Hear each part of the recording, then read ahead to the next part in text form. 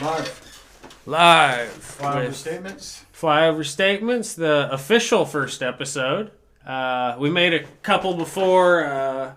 They never went anywhere. Didn't put them out because we had some issues with the recording quality. But yeah, I also turned off the AC. Yeah. So that won't fucking... That was the biggest thing. But yeah, you live and learn. So I am Sam, and we're here in Indiana. I'm Nate. Yep.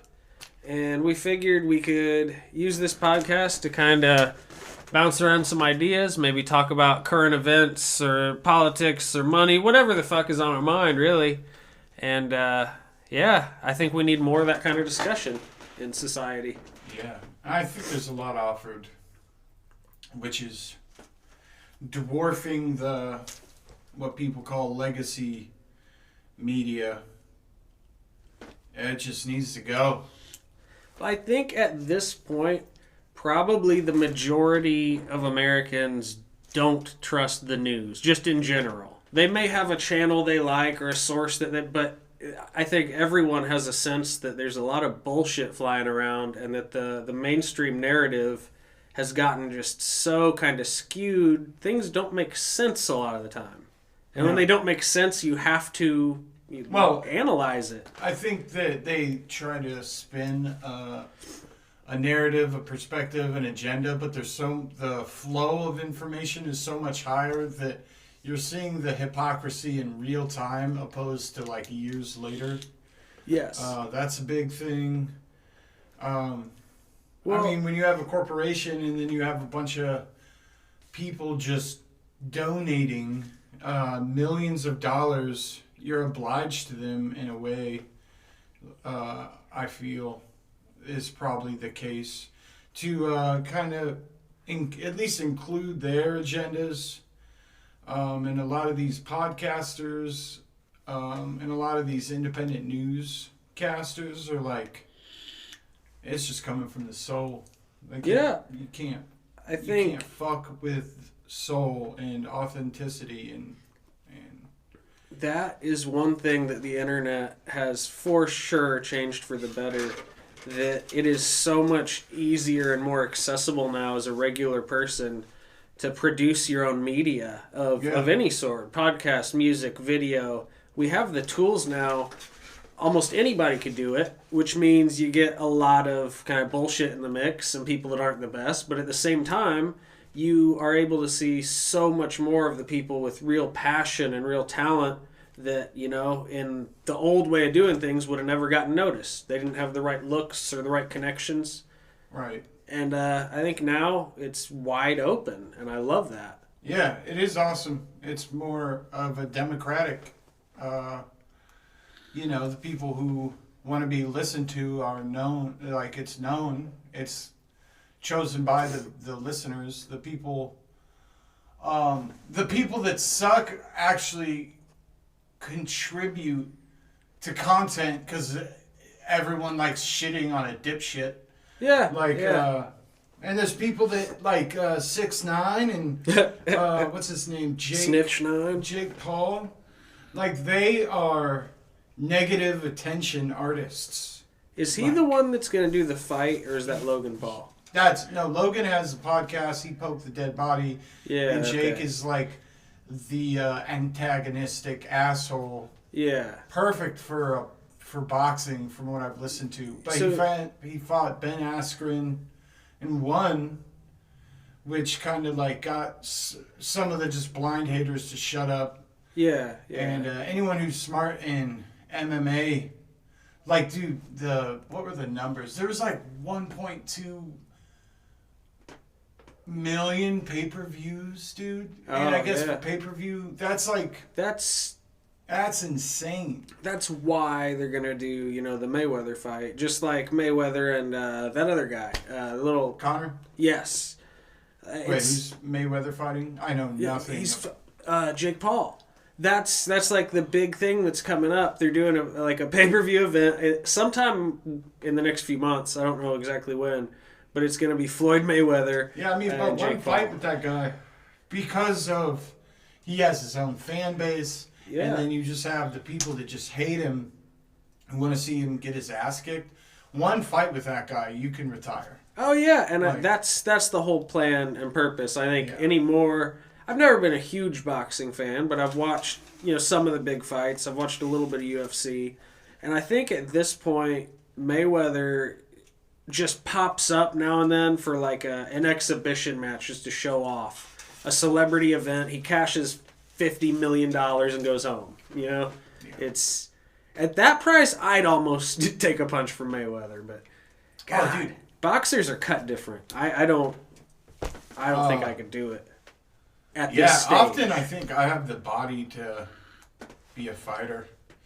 You do, I but really hate getting hit. you're in the so face. big, you would have to be a heavyweight. Like no Yeah, matter and what then you that did. means I'd have to So fight. you're other fighting the heavyweights, other and fuck big that. gorilla motherfuckers. Like Yeah, because I mean, like I wrestled in 8th grade and part of 9th grade. Most of the heavyweights in 8th grade were just chubby bat. Like I remember one dude, I literally like Captain Morgan stepped on him for the pin because I was being really cocky. But like he didn't want to be there. And I literally said that to him. Like I was a really either just in the zone or cocky. yeah. And I was like, you don't want to be here. And he didn't. He was like, yeah, I know. And like it was just a takedown, and I just like put my foot on him and he let me pin him. But then I went to this big tournament.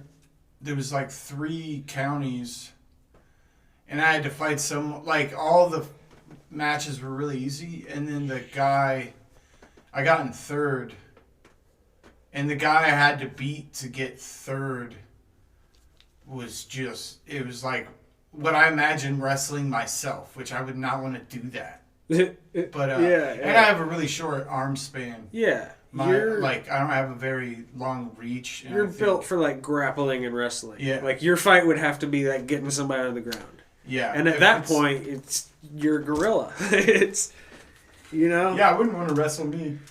like if you really got to it, like bulked up 20 pounds, went to the gym, like you could be a fucking monster. But Dude, it's I've thought about it. it's all about where your time and energy goes. Like to me, I'd love to get back into working out more, but like to the extent of would I want to be a fighter and spend my whole life, like that's not for me. It's cool. I've had the thought, but I'm not built for it at all. You Like could do like I don't know the weight classes even. This is how much it'd be we like know. the 160, 180, like welterweight or Okay. maybe light heavyweight. Nah, I don't know, but somewhere in there. I don't even know weight classes, man.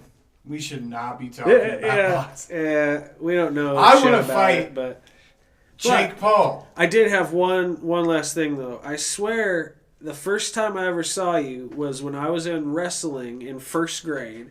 At that camp in yeah. Harrison. Yeah, well, I think, God, it's so hard to remember, but I remember I had one meet that I went to, and I got beat by a girl. The one chick in the whole fucking thing, Brittany Tomic. She broke somebody's back years later. In 8th grade, she was my wrestling partner because She was a tough Oh, I mopped the floor with Well- her, but she also probably had a high weight advantage with you and dickhead brothers. in 1st grade, Right. like if I a wrestler as a grown man, I probably had a little more chance, a little more Oh, advantage because we go through big hormonal differences and testosterone fucking changes shit. Yeah. Oh, yeah. No, that's just crazy that you had to wrestle her because that popped into my head. She ended up being the one that I faced at the meet, but they gave me like a participation medal or whatever. Like that is something we could do away with, Yeah. Competition's good. We live in a capitalist society. Yeah. Priming people to think competition is bad. It's priming them to fail. Failure, yeah. If we had more healthy competition, we'd have a better functioning, society and economy. Because the way it is now, the issue with our capitalism isn't capitalism itself.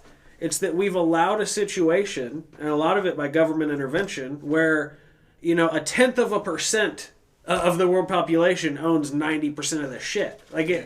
That can't stand and be functional. But the overall concept of like, you trade me money for what I do, like there's value in my labor, there's value in my shit, it makes sense. I don't know how else you would do it.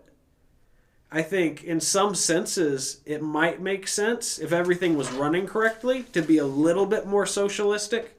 Certain things like healthcare would be cool, but I don't trust our government to do anything. All I want to do is strip them of power and shrink them. Yeah. I mean, so my little take on that is that, yeah, if I didn't have insulin to worry about being a type 1 diabetic, dude, I could put so much of like my time and energy to resources that are gonna just make me more independent of a person. But I work at fucking FedEx for the insurance, and dude, it's just killing me. And that's someone who, so in 2020, I quit Purdue because I was moving to Indy. I lived off cryptocurrency, just trading for a while. Got a job at Menards because they kind of swindled me. Said, yeah, after a couple months you can go full time and we'll get you insurance. Yeah. But to do that, you had to just give pretty much as I'm giving my life right now to Menards. And I mean, at least FedEx has a good 401k for what it's worth and benefits. And you can do lots of overtime. You can make bank there if you want. But anyway, I was only at Purdue because I was kicked off the Healthy Indiana plan, the little group of Obamacare, the like semi-barely socialized insurance. Which is a welfare trap. If you want to talk about welfare traps, you couldn't make more than...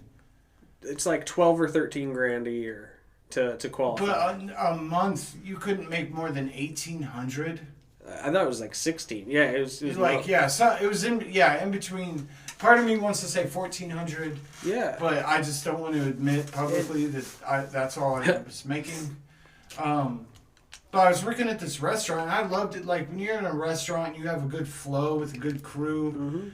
Mm-hmm. It's fucking tight. But I was somebody quit, and so I had to cover more hours. Then a month later, I got the rejection notice from the Healthy Indiana plan people. And then so I talked to my manager. I reapplied, and he was like, "You won't ever have to work over this many hours." Literally got put back on. 2 months later, I made $2 more than you're allowed. Oh shit! I went through the same thing. Which, for anybody that doesn't know or not in Indiana, we have a thing called HIP, Healthy Indiana Plan, that's kind of like a Medicaid type deal. But if you make less than about 13 grand a year, you qualify, and it covers a lot of medical expenses. Yeah. I was on it for a while because I got out of prison, and when I first started out, I wasn't making shit. I was making $8 an hour working at the gym. And I was able to qualify for HIP there. Then when I got my associates and everything, and I moved on up to an office gig, making $15 an hour, and within like 2 months, kicked out, terminated. Well, and the office didn't offer insurance, so it creates a fucked up situation. It's called a welfare trap. It incentivizes you to make less if you really need the... Which for someone who needs insulin to live. Oh, yeah. It's like, but I'm actually coming to that counterpoint. Okay. So I applied at Purdue at one of the dining courts, and it was like an okay gig, but like if you just look at your fellow employees, they're all fat. They all are just fine with making just pretty much the minimum decent living, which was like $12 an hour. Not like our buddy Tony. Content, just... Yeah. And cruising through bottom being in level. That scene, like at least at a restaurant, you're a piece of shit. You're I all wouldn't doing say drugs that, in the bathroom and lying about it. And literally, the assistant manager, who's like a cool guy, got fired for groping like 15, 16-year-old girls. It was this whole fucking thing, dude. It was not like I laughed about it because he would like. there'd be a host who's like 15 or 16. You'd come up and give him a behind hug. Grab the... And just hold... Like, no, he wouldn't just directly grab tits. But, like, enough to where you're like, dude... Yeah, you're fucking weird, man. And that's one thing. I've always been glad I'm not a woman in that respect. Yeah. That, like, I can imagine from the female perspective, because that shit happens regularly. Not constantly, but, like, if you're a woman who's made it into her mid-20s or 30s, you've been through a handful of times where some dude's holding you, touching you. God, I'm just glad I don't have to deal with that. Yeah. And I think as men in general, we got to work on our impulses a little and not be creeps. Don't do that. But anyway, I went to Purdue. Then I moved to Indy, so I quit. I really quit because it was the COVID protocol. They were paying us $40 an hour, and if you elected within the first 2 weeks of the lockdowns that you didn't feel comfortable being at work, they would make you stay at home and still get paid for 40 hours. But if you didn't do that within the first 2 weeks, you had to go there for a total of 18 hours a week, 6-hour shifts where you were just quote unquote deep cleaning, where literally I was just listening to podcasts and I couldn't do that. Like, I know that sounds maybe weird, but like going to work to not work so you don't get the benefit of the momentum of, like, you know, working hard and then you come home and you're have rhythm about your day and shit. Like, I would just go there, stall for 6 hours, 3 days a week. I know what you're talking about. But then I moved to Indy, and I worked at Menards for a month, and I was running out of insulin. I literally had my mother-in-law give me insulin because I didn't have any, and I was following a strict no-carb diet. Like, when you don't have insulin coming in, and you're barely using any, like... That's how if you have trouble with discipline, that's how I followed keto. Yeah. Well, and I was thinking about that a few minutes ago. I was going to ask you, like, how has the keto thing worked for your diabetes? Because you're type 1 diabetic since birth. I think, what does that mean? You produce no insulin, or your body can't process my body it? kills my islet cells, which produce insulin before they even have a chance to work. Before you tried keto, what was your average, like, insulin usage in a day? Man, if you can think of it. There's like two equations. You take there's a correction factor. So if your blood sugar's high, take your high blood sugar minus 150 divided by, I think, 25. Okay. I just eyeball everything now. Yeah. And that's how many of the fast-acting units you need. And then for every 8 grams of carbohydrate, that's a unit of the fast-acting insulin. And then there's a long-lasting insulin where I was taking 54 units once a day, every day. And then how often with the short-acting? I'd use it anywhere 5-10 times a day. Okay. Like, how many units a time on that? Like a meal, I'd eat about 10 to 12 units for a meal. Because I really didn't know anything about, like, those specifics. I've known you forever. I've seen you shoot the shit, but, like, I've never... Yeah. But with keto, I'm down to, like, 6 units of the fast-acting a day tops. Yeah. What about the long-acting? And I'm down... And I'm not even... I don't try to do keto so much anymore as much as just, like, stay away from carbs. Yeah. Like, and it's okay if I break because I'm not trying to be in ketosis. Well, and with working at FedEx, too, you're probably burning off that shit so fast. Yeah. You could get away with quite a few carbs and still... Yeah, definitely. But I'm down now to, like, 30 units of the long lasting.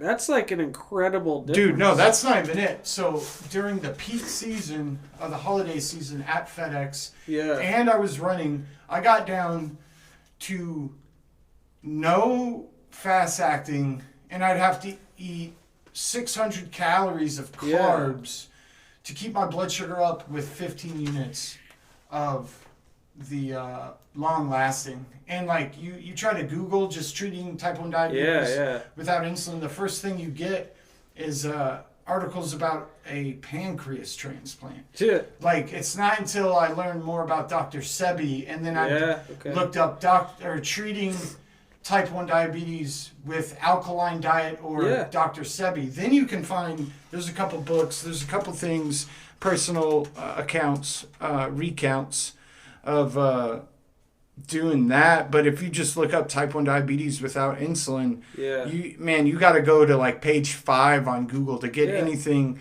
There's not a lot of scholarly journals, they all say. But so I'm just to wrap that up, where we often go on tangents. I'm trying to one thing at a time, best I can. But I got kicked off of HIP, and then because of how much my wife made, and we filed taxes together after Menards, I filed for HIP, and she made too much for the both of us. That's the marriage pitfall there. Like, there's welfare traps, and then there's all these people bitching just about, I need free healthcare. It's like, no, you just don't want to work. And that's almost facts. There is a really big sense of entitlement in America right now, and especially on the quote-unquote left. But, I mean, in general, we've had it really good, I think, just materially, the amount of wealth, the amount of abundance, that the last 2 or 3 generations have grown up without struggle. Really. Yeah. And, I mean, we've had wars, we've had conflict, but... Addiction has taught me, the actual addiction, and then the recovery. Yes. And I'm not in any formal recovery, but I don't do heroin anymore, and that has just taught me so much and given me all these skills. And I agree with you. I think we both went through similar things at slightly different times, slightly different addictions, but we were both opiate addicts. And I got arrested in 2014 for making a Facebook post, which is a long story I'll tell another time. But I had to withdraw from 3 Suboxone strips a day in there. And I can't imagine. It was one of the most miserable things I've ever been through in my life. And it lasted for about a month. I didn't sleep for a week. And they wouldn't give me anything. Right, of course. But could you have bought anything if you had the capital? In Lake County, you could get Benadryl on commissary. That was the best thing. But when you're in actual withdrawal, Benadryl makes it worse. Benadryl gets the restless. It's not restless legs. It's restless body. Yes. But after I got through the withdrawal a little, I did take a couple of Benadryl in Lake County to help me sleep. Yeah. That was cool. And then they took them off commissary because guys were eating bottles of them, and you can imagine. Yeah, when you're stuck with nothing, dude. Guys in jail and prison will take anything, like a recreational drug in there, like Thorazine. They're taking fucking antipsychotics just to feel different, just because it's like that. When you don't want to be in your head, man. Anything, you're not looking to have fun, you're looking to get out. Yeah. And that's when I did my bid, because I was locked up for 3 years, and at first, that's how I felt. I was just, the first 3 months probably, all I could think is God, I want to get out of here, I want to get out. And after a couple court dates, I realized there's no possibility of me getting out of here till I go to trial. It could take another year. I just sat back and was like, how can I make the best of this? Nice. How can I make the days good? And it ended up being a lot of fucking fun. I know most people don't say that about jail, and I probably shouldn't. I don't want to wish it back into my life as a good thing, but man, I sat around playing cards all day. I made friends. We cooked up meals together all the time.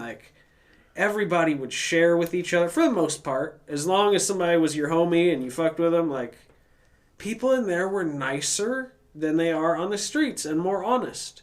And in prison, polite as fuck, unbelievable. It was the best community I've ever lived in. There was no theft. Everybody followed through on every deal they made. It was beautiful. And those are the motherfuckers who got locked up outside of the world. No, we can't let them out. Right. They're honest and they got balls. That immediately makes me think of, I don't pay attention to Biden at all, but he fired some cabinet members for testing positive for marijuana. His son's a crackhead. Yeah. And then he'll go on record saying he wants to legalize marijuana. Well, he's a puppet. They all are. It's not just Biden. It was Trump too, and Obama and Bush and Clinton. they're acting on the interests of the banks and the big businesses who are really paying the bills, making shit happen, calling the shots, you know? Yeah. Yeah, no, I know. Like the... Wait, I do want to stay on point. Okay. After listening to the practice ones. That entitlement thing, like I'm working at FedEx for insurance. I like the physicality. I'm like getting pretty ripped. Like I've never been this muscular and slim because I've either done heavy lifting or working out or jogging, but I've never done the like heavy reps, lower weight, even though some of that shit. You'd be close Quit to ordering fucking airplane tires. Fuck. It's got to be close to almost like a CrossFit kind of. It is, dude. Like, that's what I do for a living. But that's how you get living. I'm not stoked about it, but that is what I had to do. And just seeing, and like in a way it makes me happier because I have an appreciation for my time more. Like it's that struggle, what we were kind of just talking about, that when I see someone with like dyed blue hair, they're overweight, and they're fucking screaming about they can't get their antidepressant. It's like, wait, you want more free shit? As in free shit, that's like making a joke to the antidepressant. Oh, you want to not be depressed by doing nothing? Oh, you want healthcare from a bunch of corporations that are really trying to make you a client, not a healthy person? Like, well, y'all are fucked. What I think is so fucked up about the healthcare system in America in particular is just that it's dominated by pharma. There is no interest whatsoever in actual health. I've never heard a doctor tell me, well, just try working out every day, eat a healthy, all-natural diet. They don't. They go straight to drugs. You walk in, I'm anxious, here's some Xanax, here's some Zoloft. They're acting at the behest of Big Pharma in general. There are good doctors out there, but these pharma contracts and bribes and little deals are so huge that I don't know what you do about that. Because we have a capitalist system, and I think it works well. Man, we're in like a like, what do you call that? Oligarchy. A what? Oligarchy. Oligarchy is power in the hands of a few. Just a few small groups. That's pretty much what it is. Yeah. Without... Because if we're talking 0.1%, I don't know what the actual figure is, but I know it's at least half the wealth. 0.1% of people own half the shit. Yeah. It doesn't make sense. That is unequal to a point that is damaging.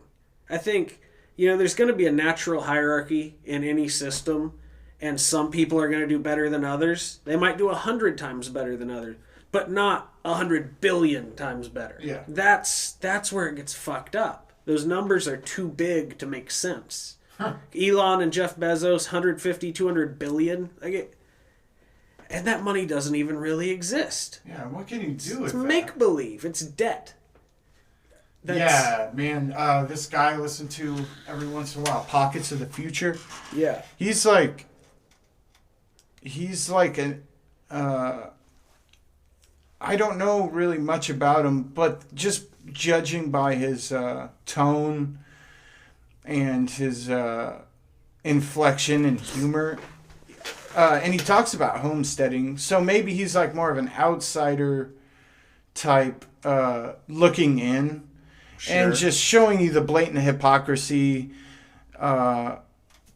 It's amazing. But he went to the debt counter, this website that's constantly running, and literally, dude, like the numbers are sprinting up, but it's so high where you can literally see a change in hundreds of thousands, just going up. But like it's so high, that's nothing. That doesn't fucking matter. And I think a huge problem is that most Americans know nothing about how the monetary system works. Yeah, they just accept it. They chase after, like the Nirvana album with the dollar on a fish hook and the baby's reaching for it.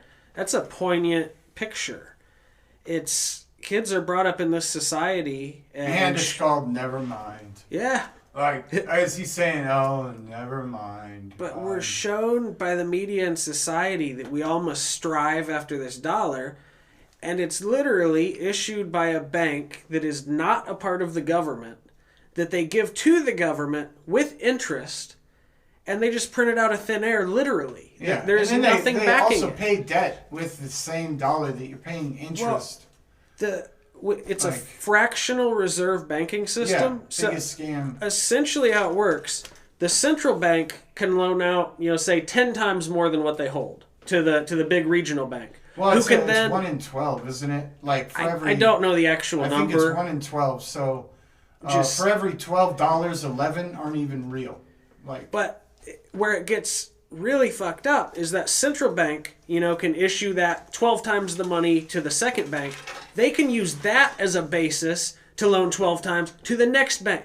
So by the time you get down to your local bank, it's literally make-believe 1,000 times over. Yeah. And when you take out a loan, they immediately mark that as cash in their account when they haven't received it based on your promissory note that I will repay the loan. I mean, the whole thing is make-believe. Yeah. And once they do that, that gives them more credit to issue to other people. It makes no sense. No, it doesn't. That's my so I've been looking into just more research of the fundamentals and the foundation of crypto. There's a lot of good arguments there, and but the same people, like my brother's not getting into Bitcoin, which I accept that and I understand it, but your same logic applies to the dollar. A dollar is worth nothing except a social contract that if I give you $1, that's supposed to represent this amount of buying power, which is, if anything, crypto has taught me more about our current monetary system. Yeah. And, it's just fucking wild. How long, do you think there's going to be a point in time in our lives where people are burning pallets of money for warmth? I don't know that it'll go that way, but I think paper money will just be irrelevant. Yeah. But just one last point while I'm thinking about monetary system. Our dollar used to be backed by gold, and so it made sense. Yeah. Up until the 40s, dollars were silver certificates. If I had $1, I could trade it in for a dollar piece of silver. And you could never trade them in for gold, I don't believe, maybe way back in the day, but they were backed by gold. That every dollar issued was supposed to have an equivalent amount of gold, or maybe it was 10 to 1, 12 to 1, whatever. We still had a reserve. Under the Nixon administration, we did away with the gold standard, so we just let the banks start printing whatever the fuck they want. Yeah, right. And we switched to a petrodollar. It became...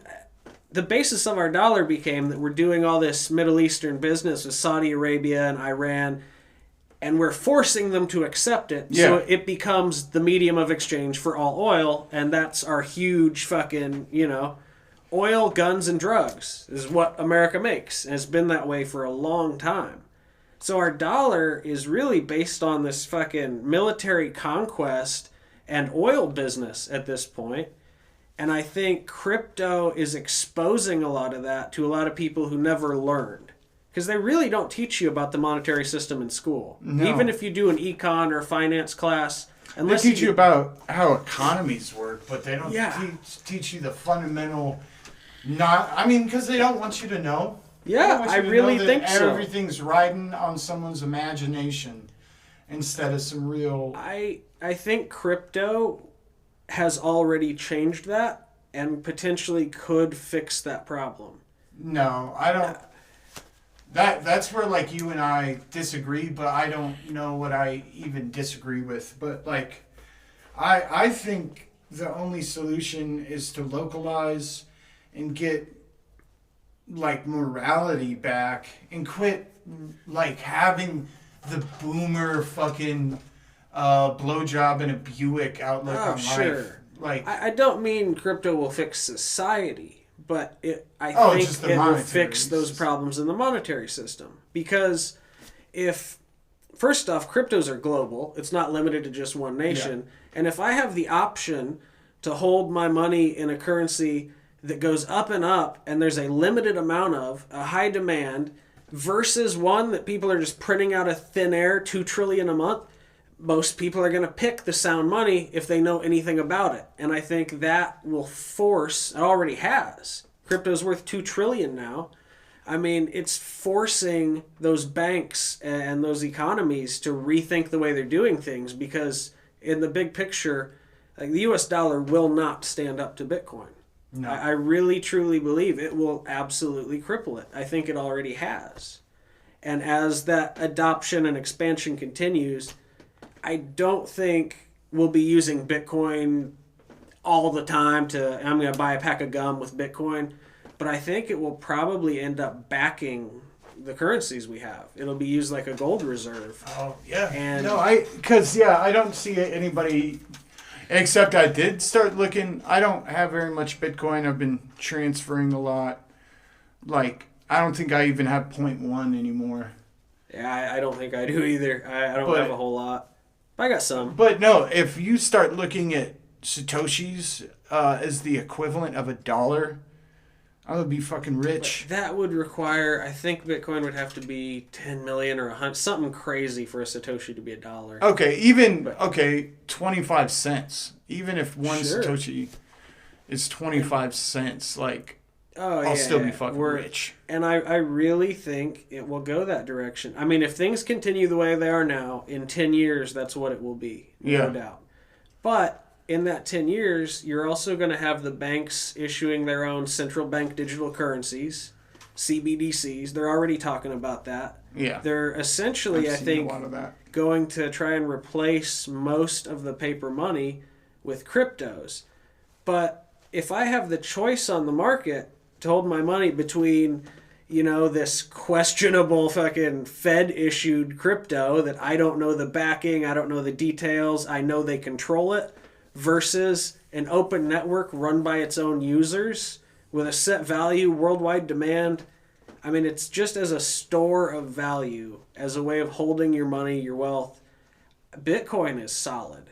I don't think it's great for transactions, but XRP is actually starting to be adopted by some of the big banks. About a month ago, they sold, I think, 200 million direct from Ripple to the Bank of Japan of XRP. And that's their business model. They want to be used as like the backbone of bank-to-bank transfers. They're not super interested in people like us, the retail consumer, having XRP. That's why I think most of these exchanges worked with Ripple to delist it.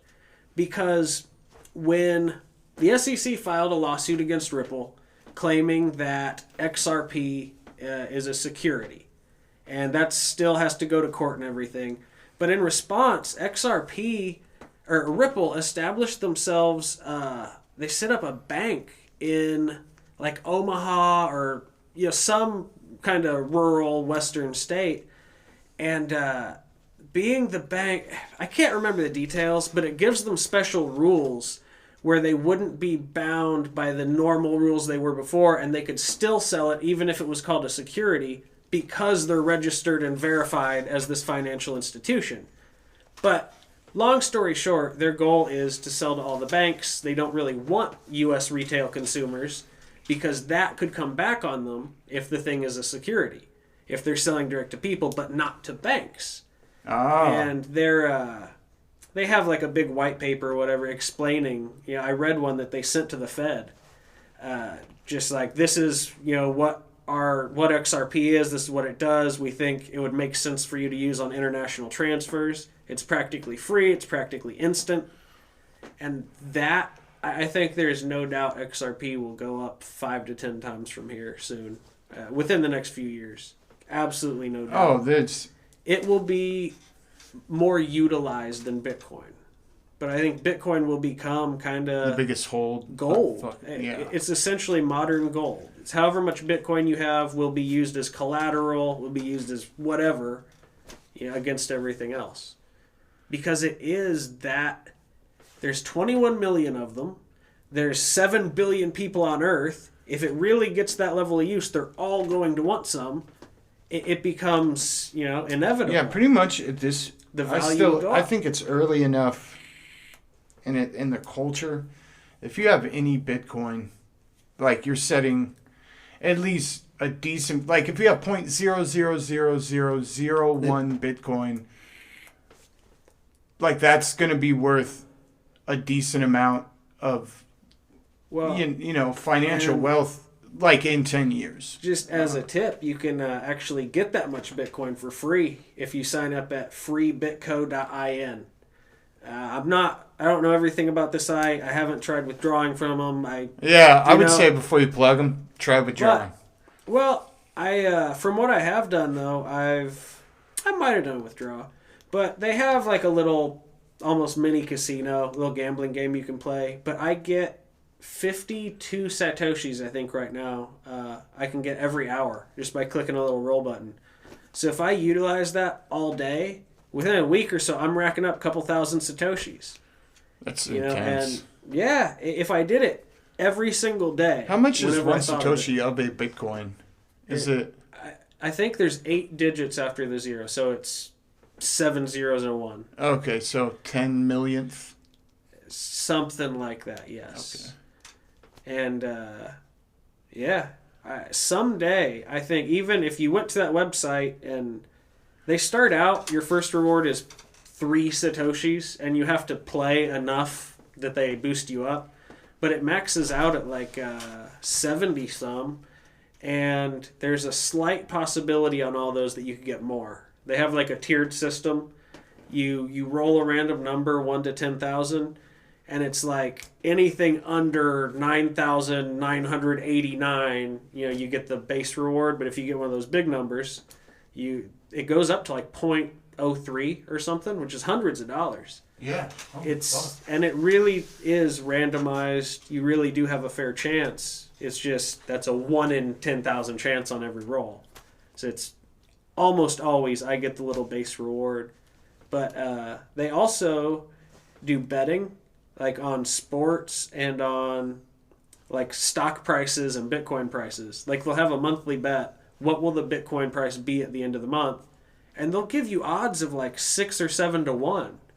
Like you put 0.01 Bitcoin in there, boom, come back 0.07, 0.08. Just by accurately guessing. It's like $600. And yeah, I really like that site. I don't want to claim that they're super legit or they're, I really don't know for sure, but I have fun playing with it and they give me free Satoshis. Hey, can we take an advertisement break? Yeah, I think I could take a piss break once. And yeah, so he's got the jeans, he's got the... Okay, where were we? Welcome back to FlyOver Statements, Part 2 of Episode 1. Part 2, Episode 1. 1, 2, 3. Dig it. 12. 6, 2, 3, 4. 10 and 2. But one thing I have noticed lately, I feel like this whole COVID bullshit is finally dying down, and there's still a little bit of a hype machine behind it trying to keep it alive. But what I've noticed lately, a lot more people not wearing masks. They lifted the mandate here in Indiana. It seems like that shit's finally about over. But it scares the fuck out of me that it's so easy to just get people to voluntarily do just this bullshit, and that they don't care, they don't complain, they don't ask questions, they don't research. It's a sad state of society. I say this about my mom, where you, in a way with these phones, man, they're in your pocket because thinking is not taking in multiple different curated, like already curated pieces of information, especially with agendas and narratives that are being pushed, and taking the different ones and just comparing and contrasting them, like within that one set. Like thinking is taking in information, digesting it, trying to truly understanding. The Bible talks a lot about understanding and knowledge, like, and it stresses it so heavily about how that's the bread and butter of life is really knowledge and understanding and wisdom. So, Well, people like that. I don't know how many. I don't know what the majority is, but just people who are just taking like ideas given to them, and then having them think that that's their thoughts, and then like weighing out the different given pieces of information. That's not thinking. Thinking is taking in information, digesting it, truly knowing it, understanding it, and then seeking a path forward with the new information, right? yeah. Like, and I'm not going to say that's the only thing thinking is, but like it is scary just how the news says, okay, to get through COVID, you need the vax. And it's not what's in the vax. Yeah. It's not, what's the difference between the different vaxes?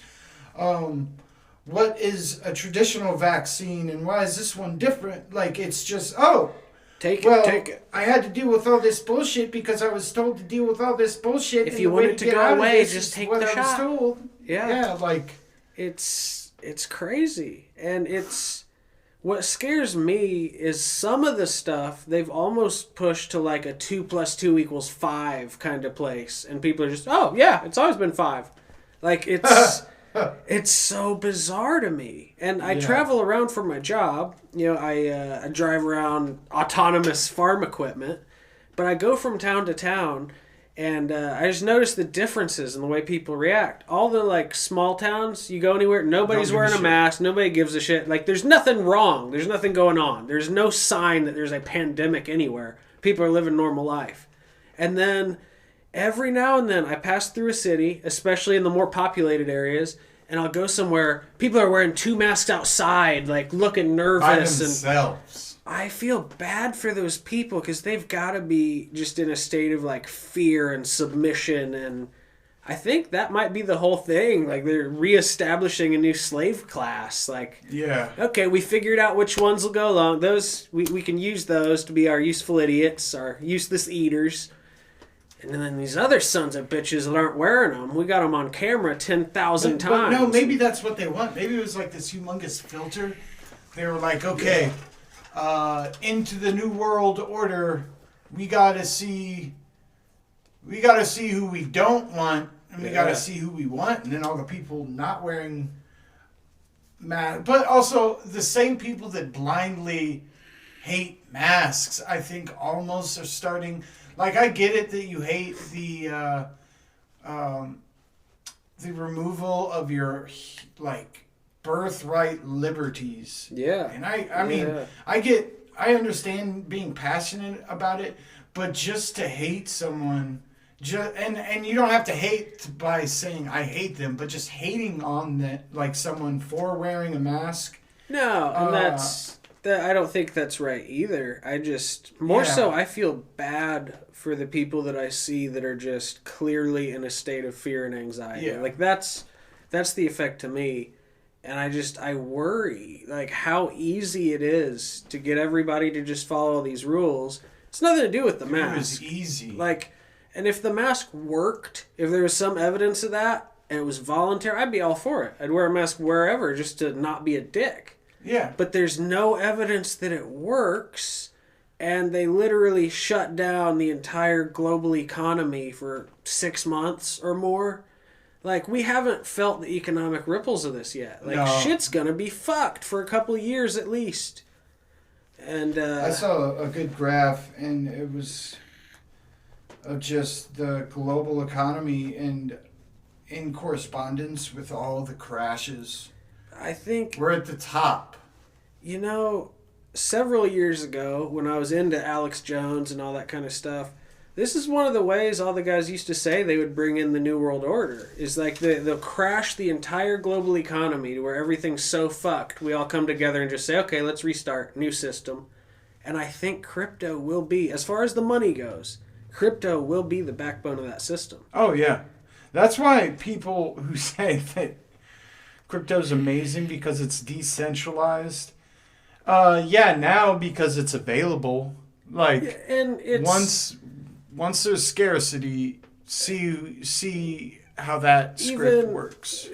it's decentralized to an extent, but I mean, yeah, even with Bitcoin, if you got a guy that holds $1 billion worth of Bitcoin, that's a pretty good controlling share compared to the guy that's got $10.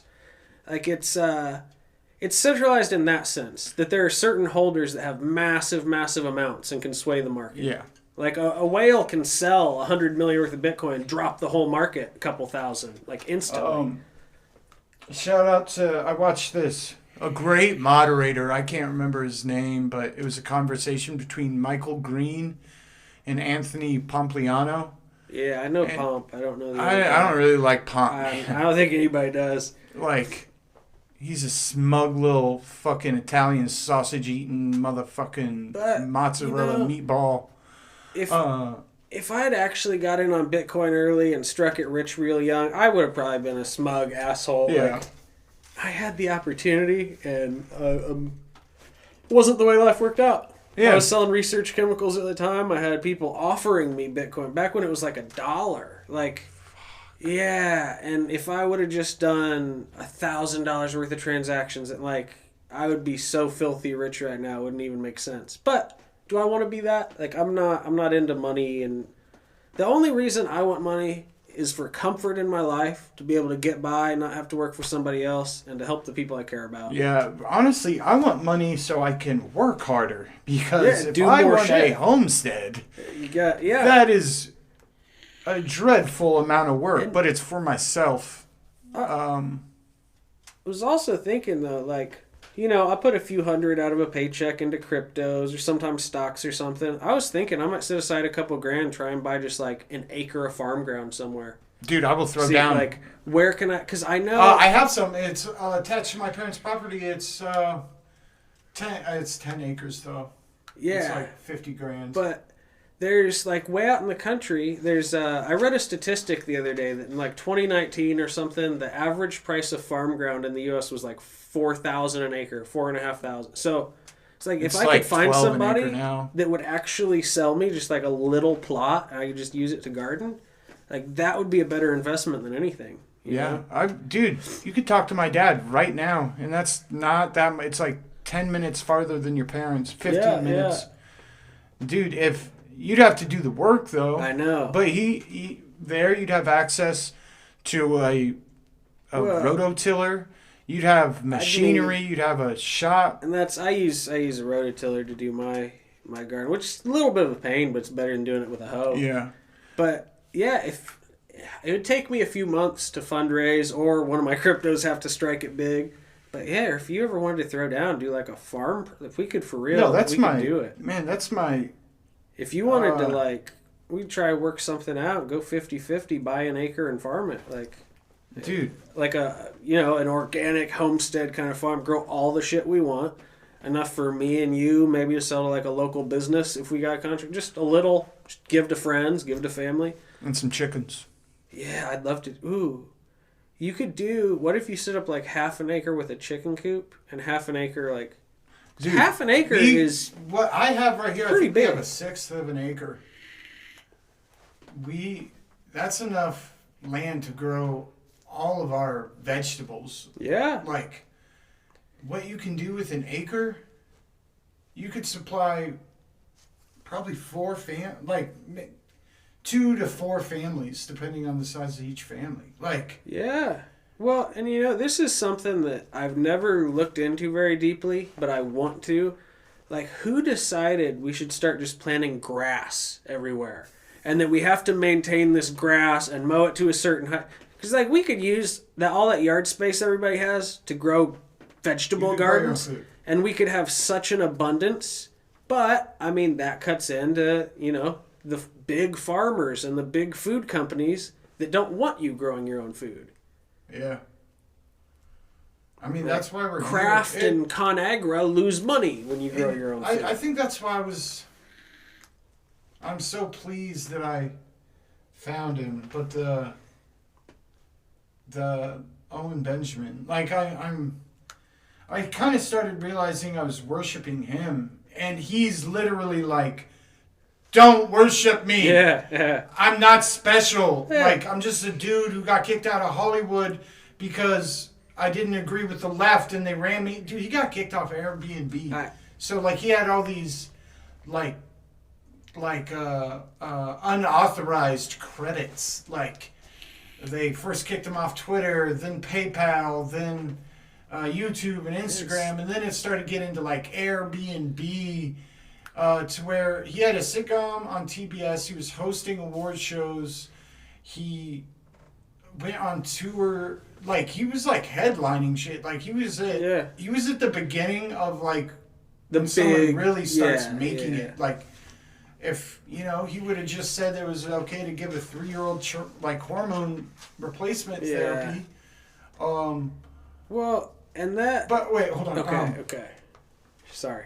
He's like a solution-based guy, and I'm not saying I'm not a fan anymore, but like what I said earlier about thinking, like, I've taken in so much of his content. Like, I could sit for the next year just thinking about that and, like, getting to my own places. And so, not just him. Like, I'll always support that dude because of the shit that he's helped me with. But, I mean, he's all about higher morality and, like, groups of friends throwing down to buy land. Yes. Like, and that's... Yeah, like, what could you possibly get that's more valuable and more useful than a piece of land? They're not making any more of it, but we got more and more people. Right. So it's, so long as there's not a mass extinction event, you know, property value is guaranteed to appreciate. I've talking about, like, I was talking to Emily about this.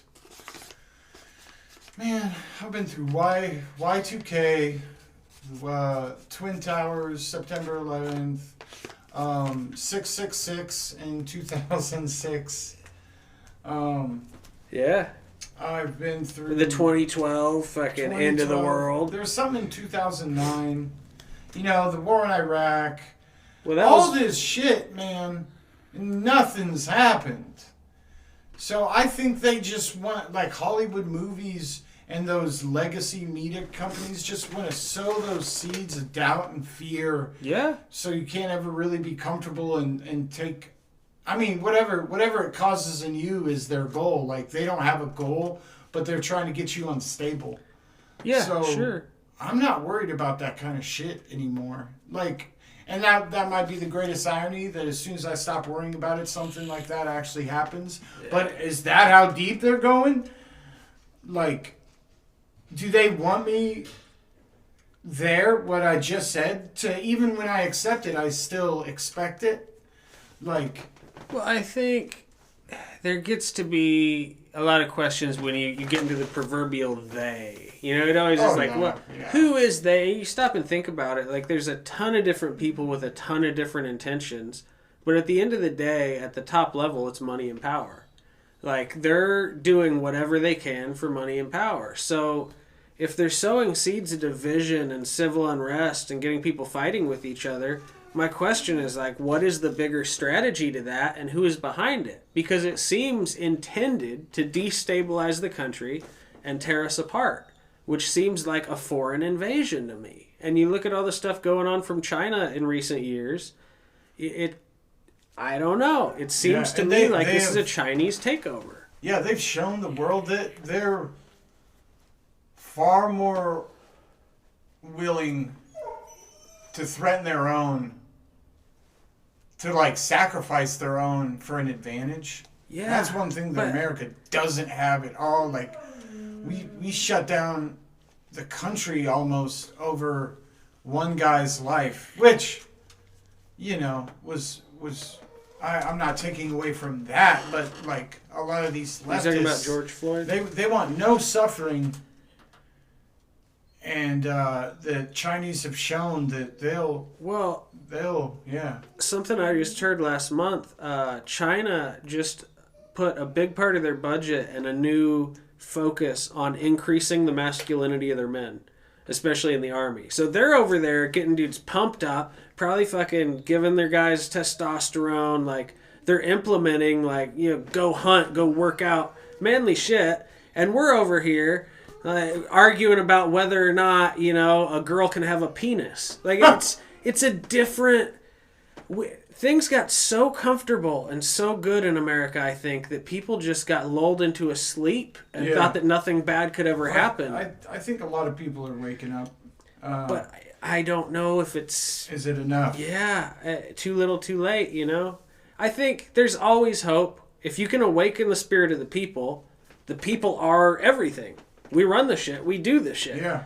But if they're okay just drifting through and following directions and they don't want the freedom, you can't force it on somebody, Yeah, freedom, I've come to realize, is a grave responsibility. Like what I want, I mean, just having my vegetable sprouts I'm getting ready to put in the ground, like, I have to worry about them getting enough water. I have to worry when it snowed the other day, and I've let them stay outside overnight, probably 7 days out of 14. Just that I have these trays this big. There's 3 of them. There's 28 little styrofoam cups of sprouts. Yeah. Just that. And that, to me, that's a symbol of freedom. Yes. I'm still 98% dependent. Growing your own food is a form of freedom, for sure. Yeah, but it's undervalued. People, the same people that don't want any suffering, I don't think realize... life is suffering. Like, there is no... Yeah. The same people that don't want any suffering also want it for free. Yes. And for you to get it for free, somebody has to suffer. And I think that's the thing. It was so comfortable and cushy here for so long that people just have come to expect. Like, you have generations of people that have grown up without seeing the farm, but their version of corn or peaches is a can that they just go pick up. Yeah. And there's not really much thought. And, how does that get there? You don't know where food comes from. Yeah, it's like that song, fucking Going to the Country, ate me a lot of peaches. Peaches come in a can, they were put there by a man. Like, if you're a kid growing up today, you probably think that. You go to the store oh, peaches, they come in a can from the store. It's dissociated from the labor involved, and I think that sets a bad example. But one thing I was thinking of, there was this movie I watched the other night called Revolution 2047, I think. It was this real cheesy ass fucking action flick. But the point of it was set in a future date where most of the population is hooked up permanently to VR. Like they're almost in a vegetative state. And the government pays them a universal income if they agree to stay in this VR world most of the time. And so long story short, there's this activist group and they want to free everyone from the VR world, bring them back to reality. When they try to do it, they get killed by an angry mob. And the ultimate point is you can't force freedom on someone. These people wanted to stay in that fake world. They wanted to be... Dude, we're there, man. And we've been there for a minute. That's the scary part. Yeah, I consider myself fairly awake, but the other day I was going to Payless and I forgot my Bluetooth headphones. Or Kroger, the grocery store. And I had a little anxiety of oh no, I can't listen to my thing while I'm shopping. And of course, I went anyway and it was fine. And that kind of woke me up to man, I think my average of last week was 6 hours. Oh yeah, I'm right there with you. Man, I can't, so we can talk about all this shit. And that's what kind of kicked me off of the Owen Benjamin trance. Is that this dude, if I had anybody programming me, this is the guy I want. And that's why I was such a diehard bear. But I do still laugh when I say I'm a bear. But he's actually created shit. But anyway, not being programmed is a choice now. Yeah. Like back when, when it was just institutionalized educational camps and a few channels on TV, it wasn't as much of a choice. But like if you're getting programmed, it is now by your own desire. So I've just wanted to like at least cut that in half in the coming weeks. Like, But I think it's only by your own desire if you're aware of how all that works. I think if you're still on the level of just like taking things at face value, not and you're taking in whatever subconscious messages, they're sending you on TV, on the news. I don't think it's a choice, but I think there is sometimes so much ignorance that it's hard to make the right choice there. yeah. Like me and you, I intentionally choose what I want to go into my mind. I know that if I listen to dark, depressing messages all the time, I will start to feel more of that, and vice versa. Right. So I go mostly towards energetic, uplifting, positive kind of shit as much as I can. I don't deny the reality of the other. The darkness of you the got to shadow take in still like exists. some. But I mean, just as a palate cleanser to appreciate the good stuff. Like what I watch, dude, Netflix baby. Watch Space Sweepers. Space Sweepers. It is it's multi-language. Like there's Shout out multiple languages. Space Sweepers, Netflix. Dude. So it was a lot of it was dubbed. But it's about like this post-apocalyptic world. I've seen. Are they Asian and they're like in the Dude, yes, like for a cheesy, awesome I liked space awesomeness, it was great. It was really great. But I watched that, and there was a lot of programming. If I was in that state of being able to be programmed like on that level, but. Well, you gotta see what they're doing. One thing that I think a lot of people don't know, it's a proven fact that when you sit and watch TV for a certain amount of time, it changes your brainwave Delta pattern. waves, right? I don't want to say because I don't know for sure. It'd be hilarious if it was gamma waves. It switches them to more of like a sleepy hypnotic state. It puts you in a suggestible hypnotic state. And I think that might come literally just from the frequency being emitted. Not even the program itself. Do you know about the flicker rate? No. Dude, I don't know shit about it other than I was listening to the Big Bear stream and he played this conspiracy video, guys. He made a song called I Told You So. It was like a good song, but he was like bringing all these points up and then saying, but I told you so. Yeah. A real bluesy rock jam. But, yeah, I don't really need to look into it because I'm sure it's like common sense at this point. But he's like, you remember when I told you about the flicker rate of TVs? I think that's exactly what you're talking about. Like when you film a TV screen, you see all the lines and the flashes. That is what puts you in that hypnotic state. So I think if you're like awake and you're constantly thinking while watching a TV, it definitely can still happen. But if you're just like zoned in, like if you watch a kid watching TV, yes, like they get fucking hypnotized. Yes. My girlfriend's kids, like if they sit and watch a show for more than about 5 minutes, I can call their name 2-3 times. Like I sometimes have to shake them to like get their attention away from the TV. That's why we don't do a lot of TV. I got something I want to bring up. Yeah, go for it. Maddie, the in-laws' dad's nephew's kids. They adopted. Okay. Born addicted to drugs. The girl was addicted to, or just had meth in her system. The boy was addicted to heroin. Oh man. And I mean, they've doped these kids up on all sorts of pharmaceutical drugs, and they're nuts. So I can't imagine handling them unmedicated. But I mean, at the point you got to realize what you're doing to them isn't helping them. Like I was prescribed all that shit as a kid. Concerta, Adderall, Zoloft, Wellbutrin, we're all Vyvanse. fucking guinea pigs in that sense almost, you know? Yeah, but the 10-year-old girl was YouTubing porn. Oh man.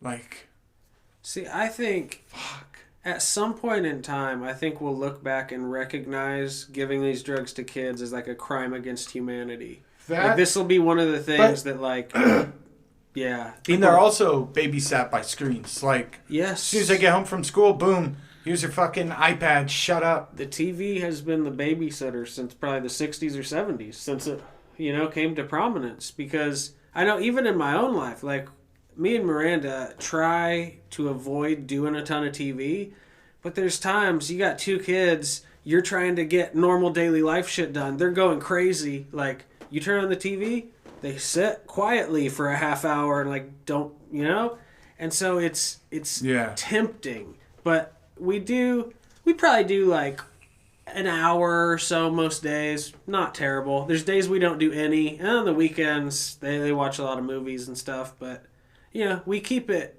moderated. I wish we did a little less because I can see the way that, like, they take in the messaging. But I think if you take time and talk to your kids and explain them, what's actually going on, what's real versus what's fake, it helps a lot. Yeah. Yeah, because that's why I brought it up. Because I don't live with children. And just, it's the porn thing is one thing. The fact that it was porn, but it's like sad enough to watch them, just like all the little boy does, who's 7 now. Yeah. Or 7? Yeah. All he wants to do, first question he asks me is, did you bring your PS4? Yeah. Like, they're all like, but there's one view I kind of look at this as, like, it almost seems inevitable. Like, we're going to merge with this technology. Like, we're already there. Yeah. We're cyborgs. We just don't have the external. shit implanted yet. Yeah, and I don't know if it's good or bad, but I don't think we can stop it.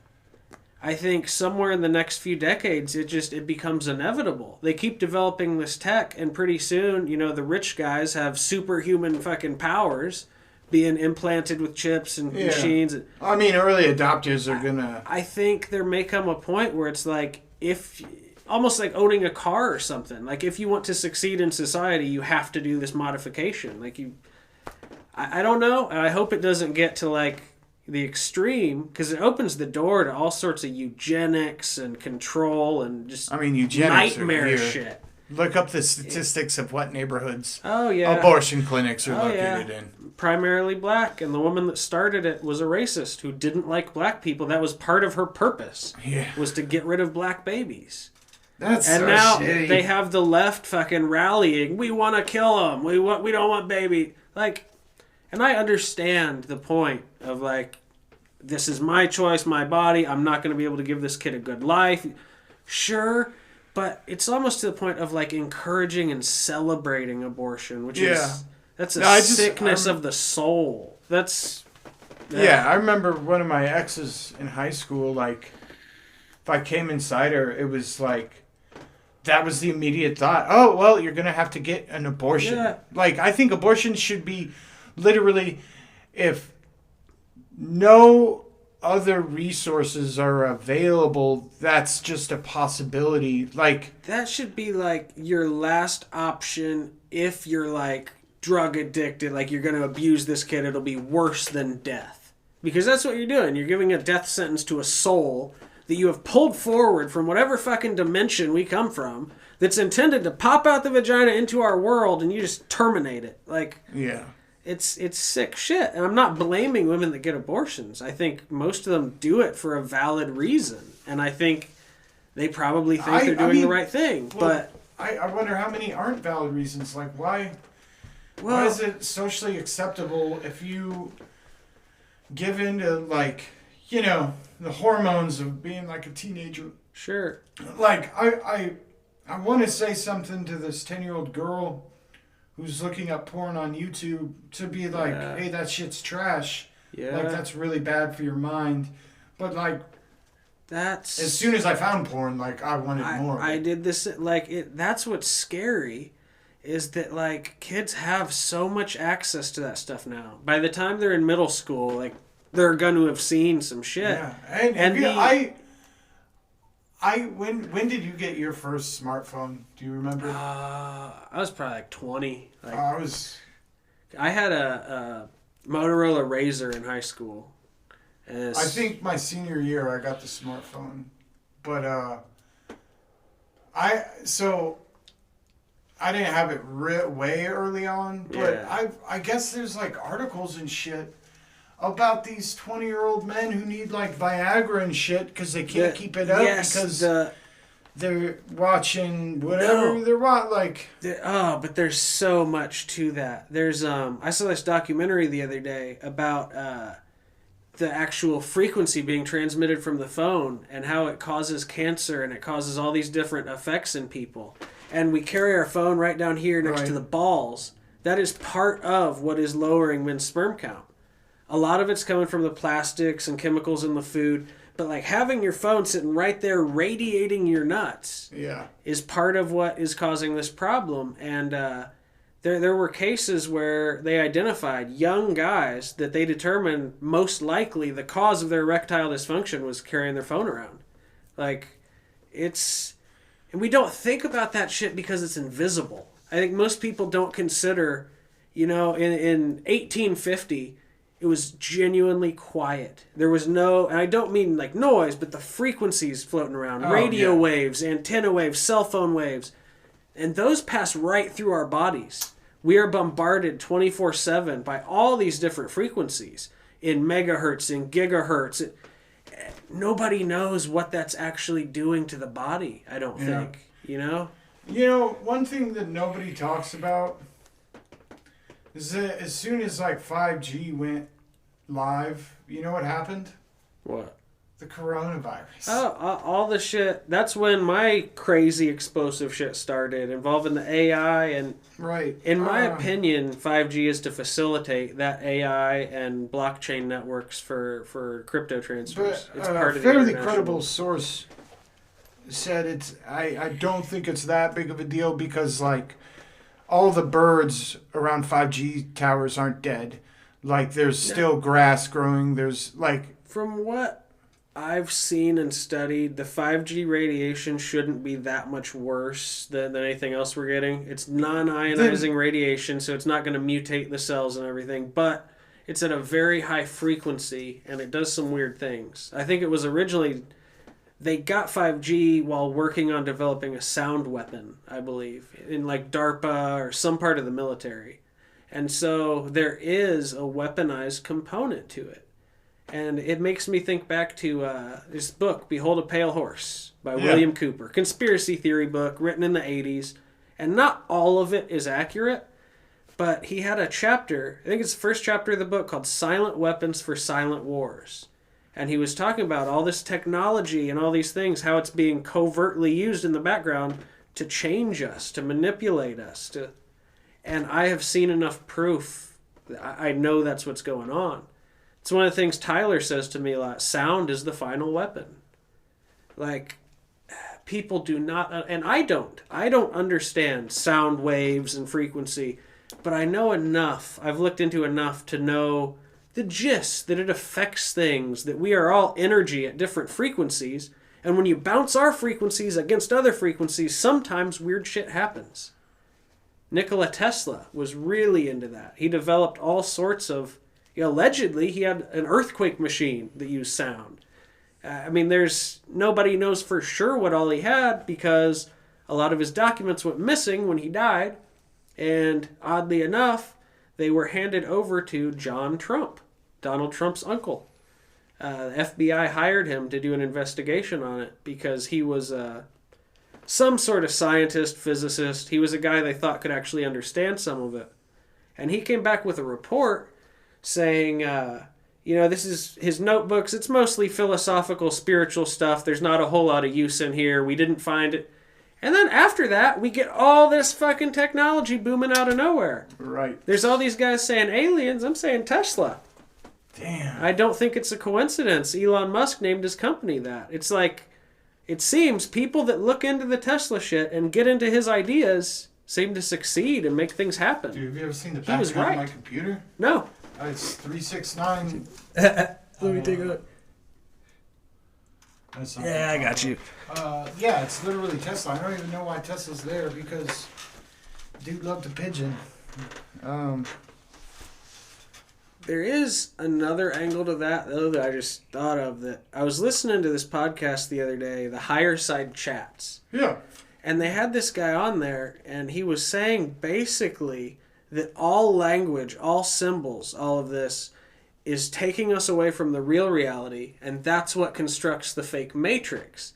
And so all of these ideas and the names we give things, they associate together to reinforce this and create this whole fake world, when actual reality is just what you see with no thought. You know, what you'd see in a pure meditation or the peak of an LSD trip. It just is. But we apply all these bizarre layers to it and have constructed this weird world, 8-hour workday, and everything's about money and power and fame, and it's gross. It's gross. It gets under my skin sometimes. America used to have values and morals and. I mean, I get the trade, man. We wanted comfort and convenience, so we wanted a consistent paychecks. Sure, and people didn't want to have to think. You can mindlessly just go to FedEx and do your shift and go home. But if I wanted to tend to the fields and tend to some, and like have animal husbandry,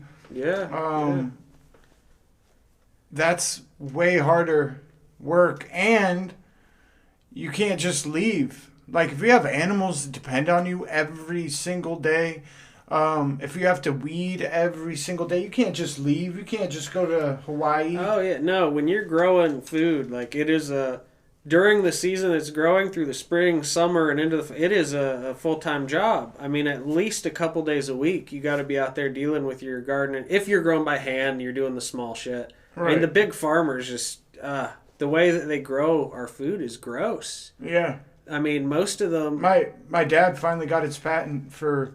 Sweet. This dude, he's a make it big. Now, what exactly is his technology? It's just a cover crop. Just this bred variety of soybean to put nitrogen back into the ground. Ooh. And it's like super obvious. Everyone he's explained, they're like, that's what is needed. That's a $1 billion idea. Why didn't I think of that? Yeah, that's exactly what is needed. Dude, that's incredible. That's incredible. I didn't know it was that. Yeah. No, it's because nitrogen's your primary nutrient that grows, all the vegetative parts of a plant. When they get into flowering, budding, producing fruit, they use more potassium, but nitrogen that's it. That's what the farmers are spraying all over the ground all the time. With God knows what else in it from Monsanto. He possibly has $1 billion patent right now. That's incredible. And I told him to tread lightly, man.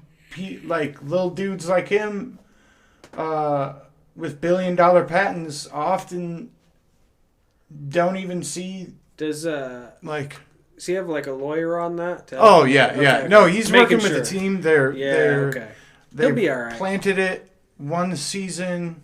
No, planting it this season. Through kayaking, he met a guy who gave him 7,000 acres. Holy shit! Was like, yeah, I'm in Oklahoma. Why don't you come down to Oklahoma? We'll go kayaking, and then you can use my 7,000 acres. Like, holy shit, dude, Hunt is a righteous fucking dude. The more he tells me about his life. So is he using that to test his? Yeah. Oh my god, that's incredible though. Man, I wish him luck. That would be awesome. Your dad strikes it big and can enjoy the rest of his fucking retirement and just do whatever. Man, back in the day, it does incite that little, $1 billion patent. Yeah. But I'm finally in a place in life where it's like, I'm not even going to ask him for $1. No, yeah, exactly. It's so... He earned it. He fucking worked his whole life and learned this shit to get to where nobody else is. He deserves that shit. Yeah, I like your dad. He's a good guy. Dude, he's a righteous fucking guy, man. Just the way his life is... He's navigated through life. He's really had, a full experience. Cherish him, man. I miss my dad. I mean, going back to the whole 9 to 5 disgusting society, like, I'm a pretty extremist, like, as far as when I get into something, like, that's what I believe is my reality. Yeah, like with the fucking Owen Benjamin thing, or with punk rock, or like, I wrote a song the other day with the lyrics, I don't want to be a punk no mo, because I don't want to be so uniform. And it's like... That's the most punk rock idea, like, yeah. right there. I agree, but like, I don't have to hate punk because I followed it like, literally, like... Well, I think when you're younger, like, especially in your teens... You see the world a little different. You're more likely to gravitate towards a group, a clique, and be like, I like this, not this. Yeah. The world's more black and white. And I think, at least for me, the older I get, the more I see, like, it's mostly gray. Sorts it's of colors, not so baby. black and white, but I mean, it's all valid. You know, everybody has the point of view they do based on the life they've lived, the things they've taken in. And all of them, your body is trying its best to survive and succeed. Like, this is billions of years of evolution at work. Every person is fundamentally doing their best. Like, even if they're lazy, slack, or whatever, their body has adapted to be that way. That in easy times, kick back for comfort. Like, why not? Right. But it sets us up on a bad path. Yeah, man. The rest I feel of the like world's an toughening outlier. up. And we're soft as shit. No, I feel like an outlier, man, because I don't feel soft as shit. Me either. Even on the days I do, like, I know tomorrow, like, I'll do some hard-ass shit. Yeah. And, I'm not looking forward to work tomorrow, but... Right. That's what a man gotta do. Ain't much, but it's honest work. It ain't much, but it's honest work. I mean, I don't even know what I was getting at. Just, I'm sorry. I agree that society is gross and the system, the infrastructure of the work, 2 days off, 40 hours minimum work week. Yeah. And I think that, I mean, the solution is smaller communities. And it's just, man, if there was 4 of you and me, if there's just 4, I mean, there's 2 and we're already talking, like, you don't know how much I'm going to consider. It's not if you and I can throw down and buy land, it's when. Yeah. Like, I'm so with you. We could start like a small little farm operation for our own personal vegetables and maybe sell those. Find a restaurant, farmer's market. We could at least probably clear a few hundred, maybe a few grand. You know, if we had a whole acre, we'd clear a few grand for sure every year. It would pay itself off real quick. Oh, for sure. And I grow some mean green beans. Dude. I don't know that green bean. You got to figure out what is the optimal value crop, but and also what we want most. But I mean, if we were gonna grow anything to sell, we got to figure out what. Well, the thing I'd want is going back to high morality. Yeah. It's like, dude, I've been talking to this business called the 10th Street Diner. Yeah. And they're all vegan. They have like 1 or 2 things that they buy pre-made, but they make all their like vegan cheese. They make all their vegan tenderloins and shit. Like, it's all DIY punk shit. And I literally called them to be like, hey, you guys, every time I go in, seem super slammed. Do you want 4 hours of work a week? Like, I'll do it for free because I want to support them. Like, I don't want to just use them. Like, I'm not even vegan, but what they're doing is fucking cool. Well, and so, no, when you talk about value, like, that's the reason we're in the housing situation for people our age is what it's at, because people kept on buying houses at high interest loans and then flipping them for more money and more money and more money and more money. And now we're at a point where people our age aren't buying any fucking houses. And so it's not so much that I want to like monetize every bit if we had a vegetable farm, but I want to supply people that I want to supply at a reasonable price. And I think that's when I was talking about the shift and when I started talking about solving society's problems, not the monetary problems, when we were talking about crypto, it's like that those little contributions like could make the biggest fucking difference. I want to inspire people to like work hard for themselves, man.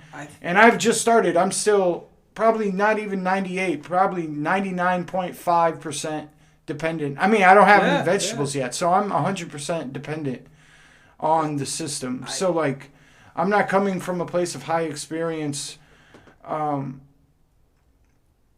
And it'd be great to like just grow something from the earth and make money from it. I think what you're describing though is like exactly the problem we have, and exactly what's missing is this sense of like community and civic responsibility. Right. Like, I want this thing to be done, so I will go do it. Right. Not, I want this thing done, so I'm going to ask Big Daddy government to pay for it. Right. I was just going to say Big Daddy. Yeah. Brainwaves are matching. Dude. And that's why I said, can you imagine if there was like another two of you and me? Yeah. Like in our little friend circle, like with our younger friends, I think I justify too much. I give them way too much leeway for being in their like mid 20s and they're early 20s. They're at the point now that it's like the time to start getting it together. Yeah, you know? like the early 20s are fuck around time, but like I don't know. I felt like when I hit about 25, 26, I started feeling like an adult. Yeah, that's why I moved to Nashville at 25, and that was the first time I went a year where I only asked my parents 2 times for money. Yeah. Like I just got to that point the last few years, you know? Yeah. I think growing up, I didn't really value hard work. You know, just... I didn't either, dude. I hated it. And I think my problem is I kind of conflated, like, not liking my employer, not liking the thing, with not liking work and not liking... Yeah. Because, I love putting in a hard day's work. Like, when you're all done... I feel great. Down, you feel like you accomplished something, you've used your body, like...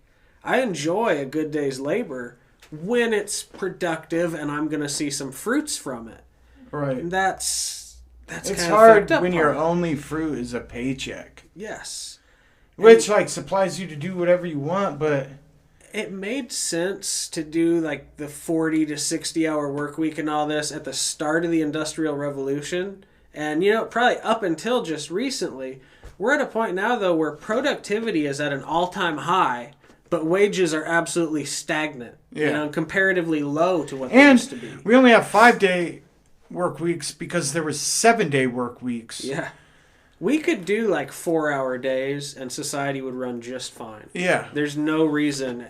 There'd be more jobs. And probably half the time people are at work is wasted time anyway. Just in general. Oh. That's not my job. Well, FedEx shipping is crazy right now because the internet. Everybody's buying off Amazon. And that's another one of those that Amazon, it's questionable. Should we let a company get that big? Should we let like a couple guys have that much money and power? In my opinion, no. I don't know where you would draw the line because I think you don't want to I agree with you, but then when you don't want to take away incentive. Yeah, when you start looking for a solution, that's when it's like, okay, maybe not. Because, like, one thing I think a lot of leftists don't understand that back this claim that I said I agree with you is that they don't pay a lot of corporate taxes is because they're putting so much money into research and development that they can write it all off. They don't have to pay taxes because they're funneling money back into things that are going to stimulate the economy. And a lot of people, I only found that out, like, in the last year. But that's making legislation on that is like quantifying the human soul almost. Like it's a very tricky thing. Like, is $1 billion enough? Is 500 million enough? And that's like, and to you and me, dude, I can live off 24 grand a year, like easy. I think we could, at some point, I think most people could agree, you know, to some sort of huge number. Like, no person needs 100 billion. We could all probably agree on that. Yeah.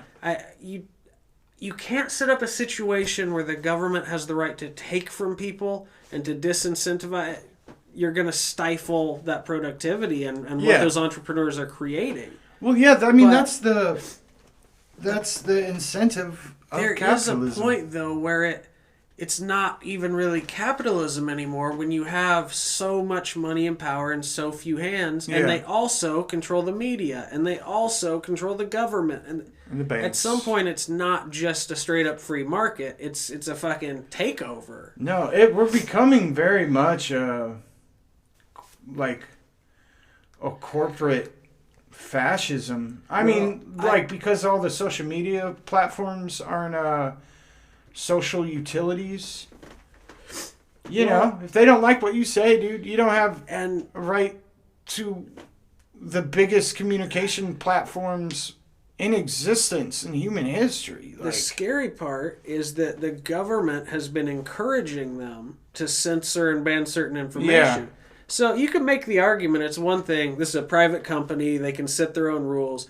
But then when you have government agencies telling them, crack down on COVID misinformation, crack down, they're essentially operating as the propaganda wing of the government. Yeah. And they are so huge, like Facebook, billions of members. I mean, more than half the earth probably has a Facebook. Right.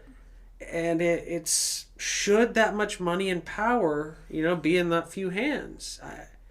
That's where it becomes an issue, especially when you're talking about psychological manipulation and tracking people's locations, algorithms to determine how they think, what they'll buy, where they go. Like, there gets to be a certain point where it's just too much power. But I don't know what you do about that. I don't know how you... Because I think the solution has to be voluntary, which means you have to create a society where people don't want to hoard money and wealth, and they want to help and give it away. Yeah. Well, and also, I mean, they're making their own fleet now of planes. Who? That means they're going to Amazon? have enough resources to, at least in theory, have their own air force, dude. Amazon, from what I heard, is considering doing their own delivery, like, completely. Yeah. Like, cutting out FedEx, UPS as much as possible and, like, starting to run Amazon trucks. And No, they've already started, dude. And they have the money and power to do it, but it's like, should a company be that big? That's just what I keep coming back to. Have y'all ever seen WALL-E? Like... We thought it was going to be Walmart, and we were wrong. Yeah. It's fucking Amazon. Walmart is still huge, though. Oh, They were probably the major contributor to us becoming so dependent on China. Yeah, You know? definitely. It was in the 70s and 80s, we opened up the doors to all that and just started getting flooded with these Chinese products. Who it was Nixon? I think it was Nixon who was like, yeah, let's outsource. This is a great idea. It was somewhere around there. I know for sure it was somewhere late 60s, 70s that we didn't used to do much trade with China. And then we opened it up, and over the course of 2 or 3 decades, every consumer good in America is made in China. Oh, yeah. Like, if they cut off trade with us tomorrow, we're fucked on all sorts of supplies. That's the bad. greatest thing about Beartaria, the app, Beartaria Times. Yeah. Man, that's cool. It's beautiful. Like, it's not very... Like, Twitter has... The algorithms are so good... Yeah. That, like, it shows you the shit that you're literally thinking about, that you want to see, Wow. and the what do you call the confrontational shit and stuff you want to not designed like to make and all you that. click and But write. Beartaria, you scroll through that fucking app. I recommend everyone get one because it's like, okay, I'm part of the music, I'm part of satire. One just called Just Crushing, and the Indiana one. Yeah, Unless I said that, but. Just seeing people in Indiana of like, hey, we're gonna do a meetup. Like, who wants to hang? Bring some shit to barbecue. There's kids, but then you go to the gardening one, and it's all these people who are like, this is my first garden ever, and I have 30 pounds of vegetables. Nice. But that's what we should be doing anyway. Like, yeah. I think It's the whole addict thing and rewarding yourself for doing what you shouldn't have been doing. Yeah. So, like, I try not to go off that, like, super hard. Like, oh, my God, it's amazing. It's like, no, like... That's the way we just lost society our should way. work. Yes. But because we have, that's why I'm like, man, it's so beautiful. Because it's, like, I've heard people say, like, oh, the old ways. Yeah. Like... Well, I believe we will fix it. I believe in, speaking things into existence, manifest that shit. I think we're at a turning point where things are looking kind of dark. People are pushed apart and separated. But I think there's a way. Yeah. We will find a way to pull this all back together and hopefully build something better. But it has to get back to basically what you're talking about, like a sense of community involvement. That should just be the way things are. Neighbors should be speaking to each other. We should be having cookouts. We should be showing off our vegetables, our arts, our wares, complimenting each other, helping each other. And instead, the vibe I get in general is just people are separated in their own world. They try to avoid strangers. And now they're trying to avoid everything.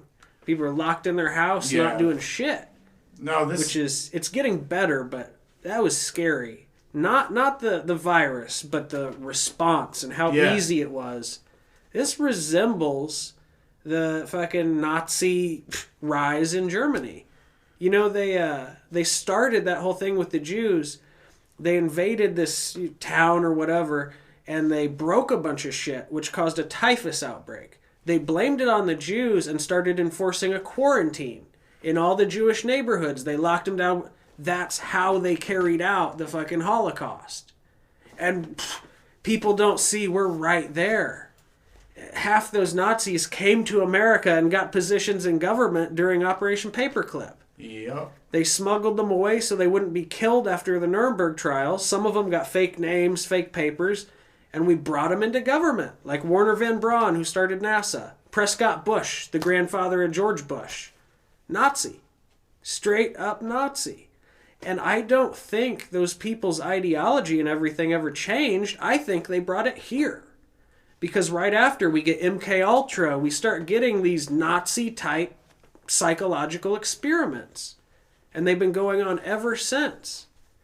And that's what's so terrifying, is these people have been studying psychology and human behavior from the top of the pyramid.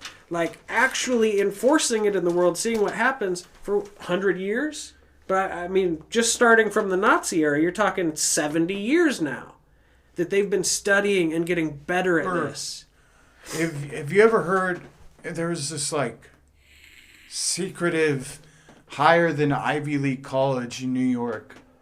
No. And they had this textbook about subliminal messages, hypnotism, and programming the mind. Mm-hmm. And I remember when I first found out about it, like 10 years ago, you could still purchase a copy, but it was like $200,000. Holy shit. And now I can't find anything about it, but we're talking about media and MK Ultra and programming, like every single, if I've read a couple of excerpts from the book, but if you start looking at like half circles going counterclockwise, clockwise, and then a banner at the bottom, that's all to get you in a hypnotic state. Like every news intro has that.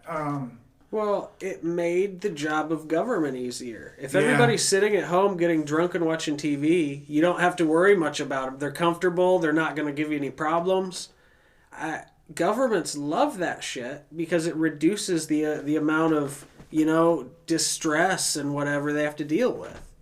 Right. It's they did the same but thing in Rome. I refuse to be bred in circuses. I refuse to be terrified, man. No, and I'm not terrified at all. I think it's worrisome, just the human behavior, the way we're seeing people interact right now. It needs to get better.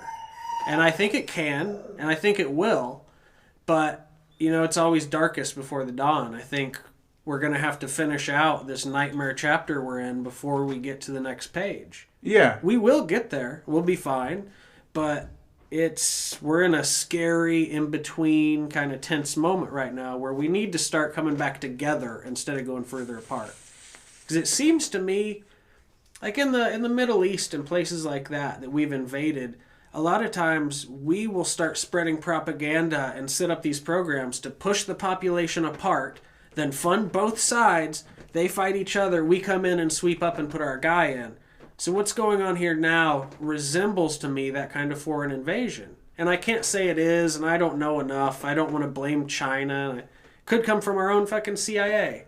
Could be the quote unquote globalists Alex Jones always brings up. The globalists. But it seems like, this is a top-down operation almost worldwide. Yeah, but it's so accepted by the people. And That's you the keep whole on thing. saying, but if you're so ignorant, it's like all the we're in the age of information. All the resources are in your pocket. They don't want to be awake, I don't think. I will side with someone I listen to that it's more bottom up than you think because it's compliance based. I understand man. what you're saying. Yes. But I mean, it's the top that's like doing the research, the R&D, the resources into it. But if you accept you're no better than them, that's what's so crazy though is they could have a dozen guys come up with a plan, put a speaker out in front of you, and get millions of people to just follow in line. It resembles Nazi Germany in a lot of ways, in a frightening way.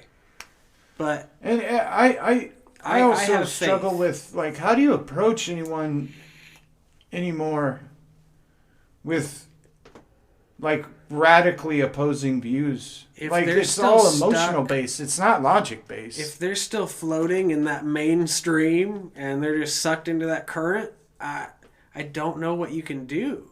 But I think a lot of people have broken out of that. That's the good news. I think it's almost probably majority now from what I see, the people I interact with. Yeah, well, you got to think about how our Twitter feeds are curated, brother. Oh, sure. Sure.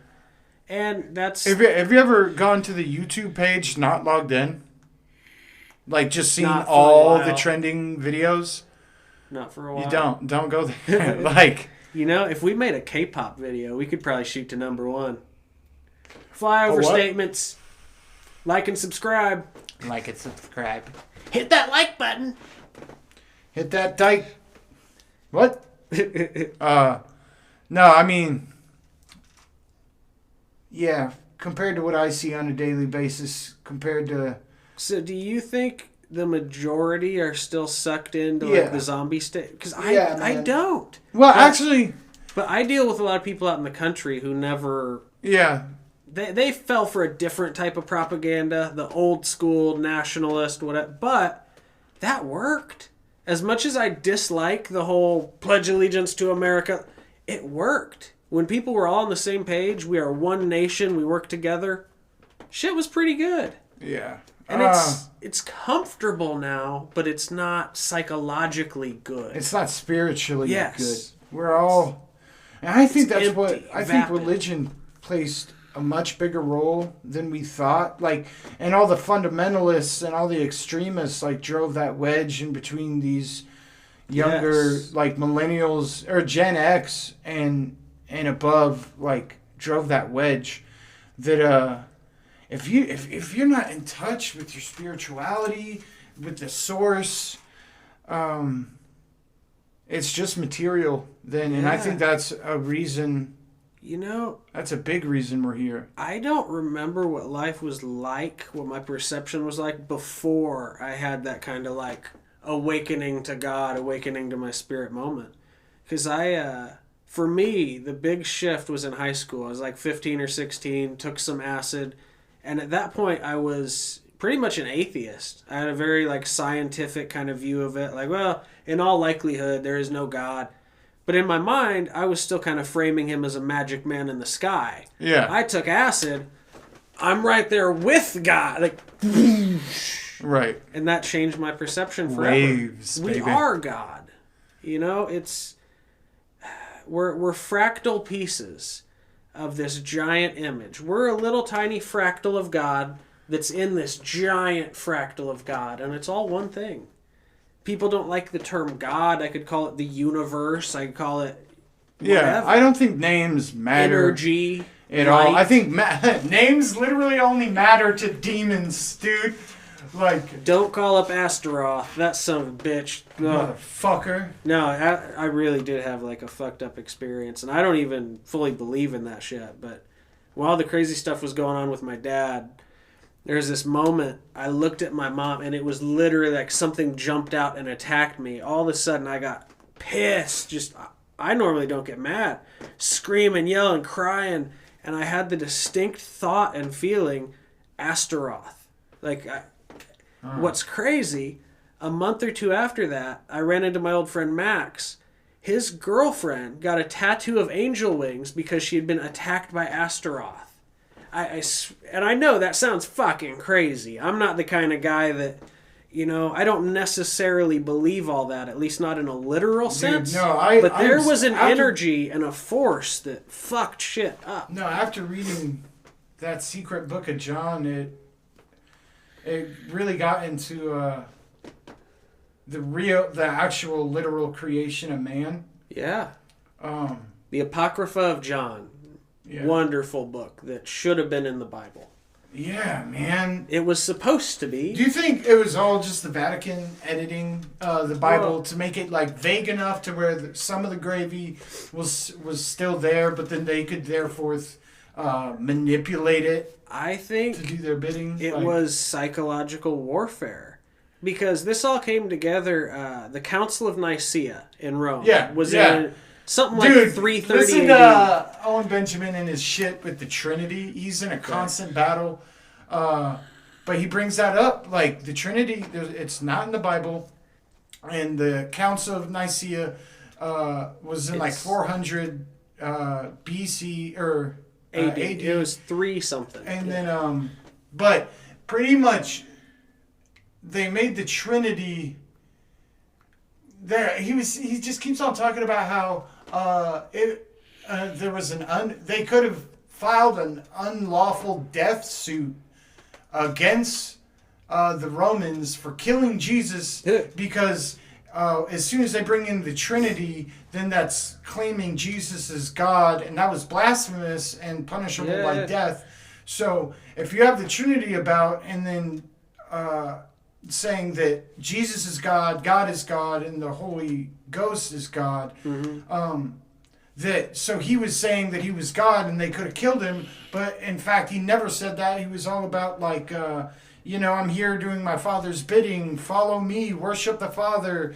Pray to God. There are some statements in the Gospels like, the only way to God is through me. There's some stuff like that. Yeah, no, that. I think I love the Gospels. I think it's advanced spiritual teaching. But I also don't know, how much of that is misinterpreted, how much is allegory and metaphor, and then how much might have been altered and doctored. Yeah. Because the Council of Nicaea took place, and essentially Constantine was the guy in charge. And he had a dream one night with a big vision of the cross. And on the cross it read in Roman, "In this sign we conquer." So the next day, he gets his guys together. He's like, hey, we're going to start using this cross. We're going to make this the state religion. So they got together and they looked through all the books. They determined what they wanted the people to see and what they didn't. They assembled the 66 books of the canon of the Bible. And I'm sure they doctored things in the process. But more than that, they just put it right over the top of their pagan traditions and sun worship. Oh, yeah. No, Saturnalia became Christmas, but it's the same celebration. The spring solstice became Easter. Dude, the days of the week. But we celebrate Easter with bunnies and eggs. And as a kid, I was like, what the fuck? Like, what does this have to do with Jesus? It's a fertility ritual. Yeah. Which, another homesteader, and the one I keep on mentioning, says, like, fully Christian, but I have no problem with Easter because sometimes chickens lay eggs in weird fucking spots, and it's really good to have my kids like be familiar with that. So if you have a homestead, like hell yeah to Easter, but I would never recognize it as a Christian holiday. Yeah, it has nothing to do. There's nothing in the Bible. It's bizarre. No, there's just, I've never read the Bible. I'm currently reading it, and there's just so much gravy in it. But if you learn to interpret it with the numbers and the codes, though, too, there's so much more. That's why there's numbers on every single thing. It's number magic. Like, it is binding number magic. I'm sure, dude. Crazy. I'm like at such a novice point. I'm really just reading the Proverbs. Sure. And I've read the Book of John.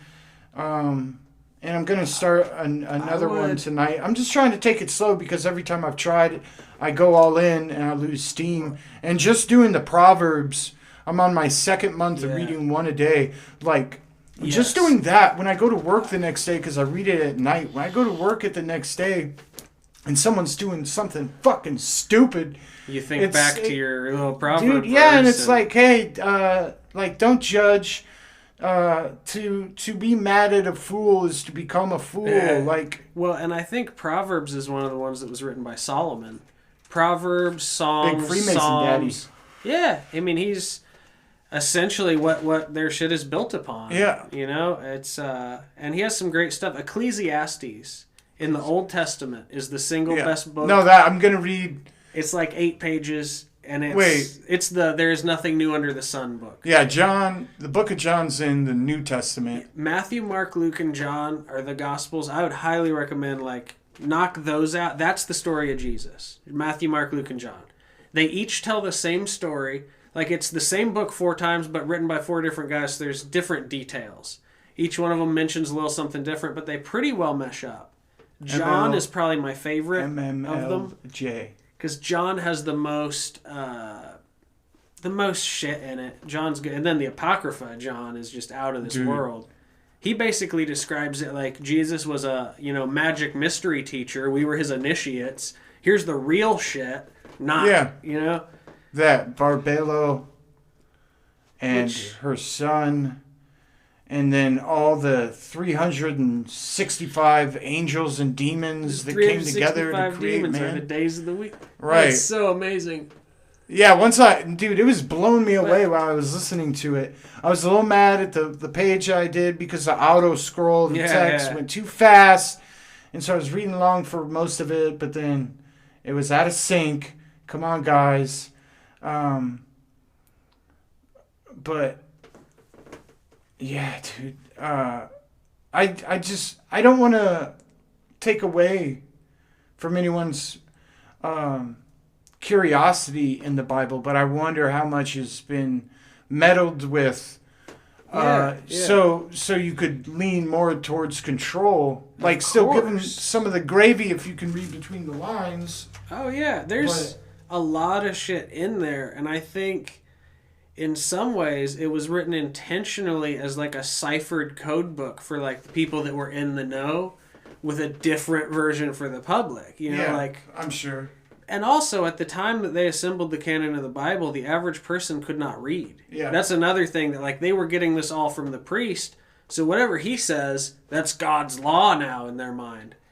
But it made me think about the pagan thing. There's so much. Even the story of Jesus can be taken as an allegory for the sun, right? And then the 12 constellations that make up, astrology. Those are the 12 disciples. And the whole thing, dying and resurrecting, on December 21st, you have the shortest day of the year. The sun dies. For 3 days, it stays in the exact same position, and then the days start getting... So there's a metaphor there. Right. Dies, resurrected, and brought back with life. The sun, because ancient cultures almost all worship the sun because they realize that's the source of everything. Yeah. That's the source of life. And it took us until the last century or two to realize that photosynthesis and that the sun provides everything. Yeah. I mean, secondhand or firsthand, the sun gives you everything. Literally everything on this earth. Yeah. So I think it's And according to Tesla, we are made of light. He described it as light, not energy. He said we're light just at this very dense vibration, but it's all just light. Let there be light. Yeah. And in John, it opens up with, in the beginning was the Word. It's a different take on Genesis, and that's the most powerful line probably in the Bible. In the beginning was the Word. Which is He spoke it into existence. It's, there's some hidden lessons in there for people that understand, firsthand feel God. But then for the average person that's just showing up to church and taking it at surface value, that's terrified to go to hell, that thinks they're sinful by nature, that sex is wrong, that fucks people up. that was psychological warfare, and it's still going on. on. Well, I think you just say sex is wrong. Sex can be wrong. No, but to convince people that it's sinful by its very nature. Yeah, like if you are connected with your partner, it's one of the most beautiful experiences in life. I also haven't had kids. I've never had sex and had a kid. Yeah. So technically, all of my sex has been wrong. Yeah. Like Onan spilling his seed in the field. Yeah, man. Like it's an Old Testament story. It's pretty good. No, that's a tangent. I don't want to derail you. Sorry. Are you feeling it? Or? Yeah. No, we're on the sex topic, but see, I think fundamentally Christianity fucked people up by making them think that this was a bad, sinful thing. When it's the most loving thing ever. Like the most connected, beautiful, spiritual moment you can have as a person. When you find someone you truly love and you connect in that moment. And sex is beautiful. Sex is good. Like there's nothing wrong with sex. And to not teach kids what it is. Like the whole Catholic version of sex education. Like exactly. You tell a young kid not to do something. Now they're like, well, definitely going to do that. So that's even deeper psychological warfare because you're like describing bad sex, which can be really good sex, and then you're putting guilt on unhealthy spiritual fear, sex. Yes. Then only explain that is bad. Then you're going to get those kids deeper down a road, farther away from the beautiful. Because they're going to do it anyway, but feel like they are bad, like they are corrupted. And that there's a whole sociological theory about that. I think it's called something labeling theory, but it's basically like once you tell someone you're bad or you're good at this or they often start to believe it and act it out. Like after you arrest somebody, they do a little time, you tell them you're a criminal, you're this, they come back out as a criminal because they internalize it. And so when people are, they're having sex regardless, but then in the back of their mind, they think it's gross, it's wrong, that God's mad. They hate themselves. Like, that fucked people up probably more than anything in history. I really think that. And now we have this culture where it's just sold. Sex is a marketing tool. Yeah. It's a cheap thrill. They've debased it. Being married is hard. Being in any relationship that you're committed is hard. And I have a healthy amount of thoughts of like, is this really what I want to do? Yeah. And I remember back when I was single, just like I could have just hooked up with a chick. I could be talking to a chick. Sure. And like that initial high never outweighs the long term. Just having someone who you're going to try to have their fucking back through the good and the bad, and you're going to try to build together. A real partnership is that's the best thing in life. Yeah. Versus, I think what a lot of the younger generation especially is after is just like cheap sex. Like, who can I bang tonight? Can I take a video of it? Yeah, and you get high as fuck off it for and it's a day or a couple days. Our primal urge. And I don't think there's necessarily anything wrong with hooking up with somebody having sex, but like when that is your entire if you think that's what sexual sex experience, that will also mess people up, Yeah, I mean, I've only had little hookups a couple times, but every time afterwards, you got high as fuck. No, but I mean, it was great in the moment, and then the next day after they leave, I was like, I just feel empty and gross. Like, this is not what I want. Like, this isn't fulfilling. Like, no. This person isn't going to be with me and come do things with me. Like, yeah, maybe in a week or two I'd call her up and fuck her on the weekend, but, like, that's not... It's fun, I guess, but there's no fulfillment to it. And then I got to thinking, if this girl's just randomly willing to just hook up with whatever... Like, she's got some issues, too. So, the whole thing is just... kind of gross, and it's a thing we need to fix. I don't want to dwell on everything that's bad. I want to start working towards solutions, and I think we can, but you do have to identify the problem before you can solve it. But I mean, this can lead back into the 10-year-old girl who was looking up like literally like hot porn, real naked XXX. Like, man. Well, is she prescribed a stimulant of some Yeah. because there's real heavy statistics that kids on stimulants, even as young as like 4 and 5, like they have a lot of incidents of touching other kids, having like abnormal sexual behavior very young. I think, dude, I get freaky on some speed. I think it's just the dopamine release that like the human body is hardwired to associate like that pleasure, feel good with sex, even in kids. But that's another reason that shit should not be given to kids. Yeah. You know, if I got caught selling a bag of meth to a 4-year-old, they would plaster me all over the paper. Everyone would hate me. I would do time. I'd probably get beat up by the other inmates. But if I go out and get a doctorate, I can write it on a pad. Adderall, 20 milligrams a day. Give this to your 3-year-old. Totally legal. Totally cool. Is it 3? Do they really do that? Dude, you don't even... Yeah, not often. But they start at 5 or 6 a lot. Oh, yeah, no, Johnny was... School age. The little kid was 6. And I remember the first time I came to that realization when my ex-stepsister, we were doing lines of Adderall, and it was fucking flavored. It's sweet. It's... Usually those orange ones are sweet. Yeah. Yeah, and I mean, they look like fucking candy. Like, the way pills are designed, it's intentional. They're these bright colors, these little dots. They look like things you just want to eat. Yeah, and as much as I want to shit on them, though, and, like, sometimes I blame the pharmaceuticals I was prescribed to as a kid, which led me to know what being high was, that it took me down the road chemistry to becoming a heroin addict. But now I'm here. Mm-hmm. So that's my biggest thing when, like, looking at the kids. I appreciate the struggle. And, like, what not to give. I mean, I just want to give them love. If I ever get the chance to have my own kid, like, they will have a hard life, but they will have love. Well, and that's my thing. Like, my girlfriend's kids, Nico and Ruby, they're not mine, but there's so many moments. Like, when I come back from 3 days of work, Nico runs to the door yelling, Sam, gives me a hug. There's times he tells me, like, I love you so much. There's times he imitates what I'm doing. He wants to watch a show that I like. There is so much, like, admiration and love, and it's so heartwarming. Yeah. Like, I don't know how different it would be if he was my own kid, but I treat it the same. Like, this kid needs a father figure. I'm here. I can give him the love. Let's hang out. Let's play guns. Let's watch Dragon Ball Z.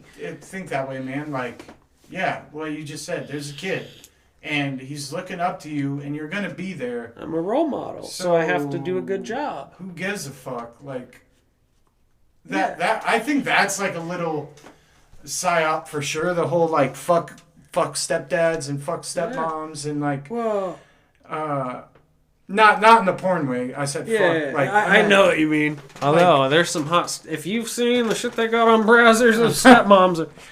I'm done watching porn, man. I haven't for several weeks. It's a gross industry. I do... My thing, though, like the last probably year, the porn I did watch is all amateur shit, like submitted to Reddit or like first-hand like couples and shit. Instead of sex traffic people. Not like... these fucked up, like, probably mind-controlled, drugged-out girls. Like, there's some of them, I'm not going to deny, there's girls out there that just love having sex and don't mind this and would like the career. But a lot of them get lured in, fed drugs, tricked, used and abused. If you look up the statistics of suicide rates, it's astounding. And a lot of them afterwards come out against it. Like, Jenna Jameson... this last year was actually kind of involved with the Q thing and was real big with, like, stop child trafficking. It's in the porn industry. It's... Who else would know? Like, Jenna Jameson fucking... I don't think I ever watched her stuff. But, I did.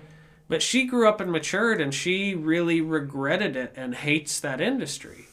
And I don't think there's anything inherently wrong with porn, but the way we've done it, this like billion-dollar industry, like you click anytime you want, you can see any dirty thing, and a lot of these girls are like... People do a lot for money, you know, that they don't want to do. Runaways. I don't want to see people doing something they don't want to do that's a job, you know? A loving couple fucking and getting down, so much different than like some girl paid to let some dude come on her face on video. It's different.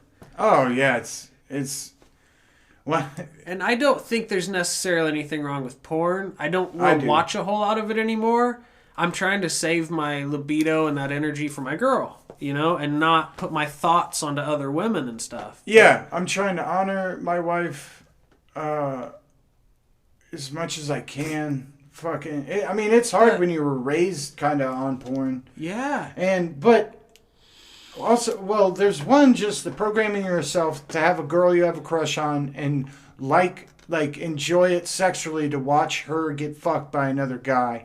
I know what you're getting into, the cuck psychology, that like over time watching porn, you start to like watching people fuck more than fucking. Right. Next thing you know, you're letting your wife get railed by 12 black dudes. Right. Not going to happen. There's that. Then we just talked about the runaway shit. And then there's the, like, keep it in the balls. Like, oh, yes. I thought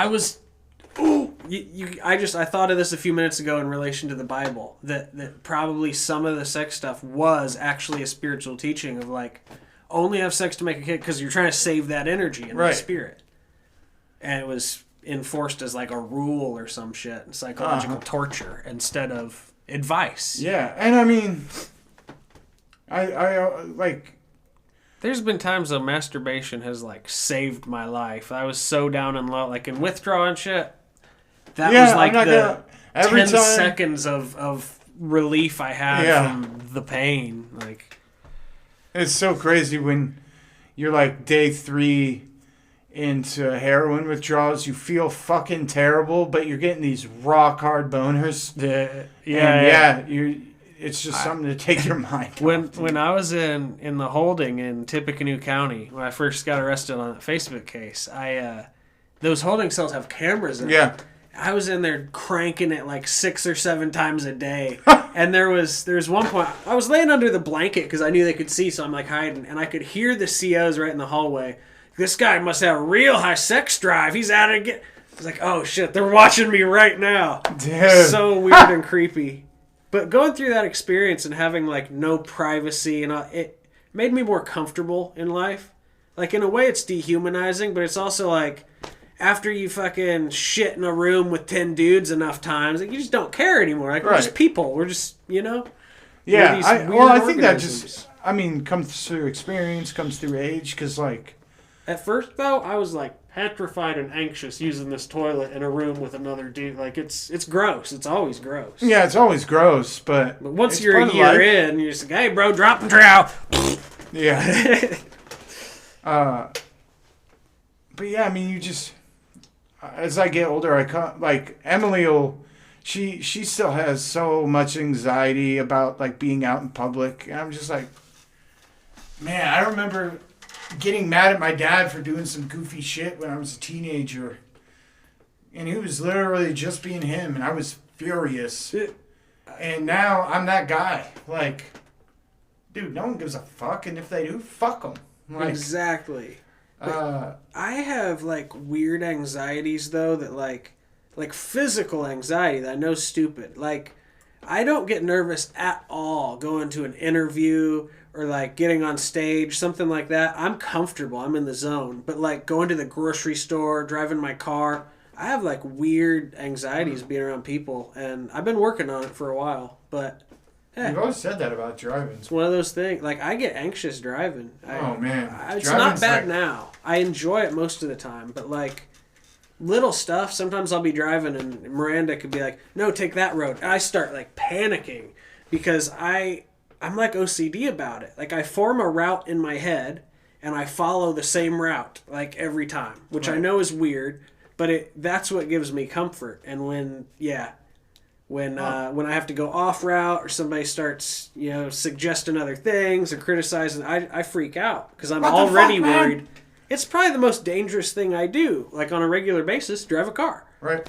Like most things I do throughout the day, that's I'm probably why not we going need to to die. ban cars. Yeah, ban cars. People are dying. 100,000 deaths last year. But I was thinking about this the other day. They one of the like Consumer Reports places did a test on a Tesla. They put a brick on the pedal, and they put out this story, like, Tesla's unsafe. It'll go without a person in the seat. You can put a brick on the... Which, first of all, Tesla has an autopilot and shit that actually works. They didn't wreck it. Like, it fucking navigated. But second, I was thinking, like, talk about, like, a terrorist attack and doing some damage? Get a cargo, put a fucking brick on the pedal. Yeah, you can do that with any car. You could hop out and run it right into a building. I mean, yeah. and people worry about guns. Freedom is dangerous. I like dangerous freedom as opposed to fucking totalitarian safety, you know? Dude, that's a good spot.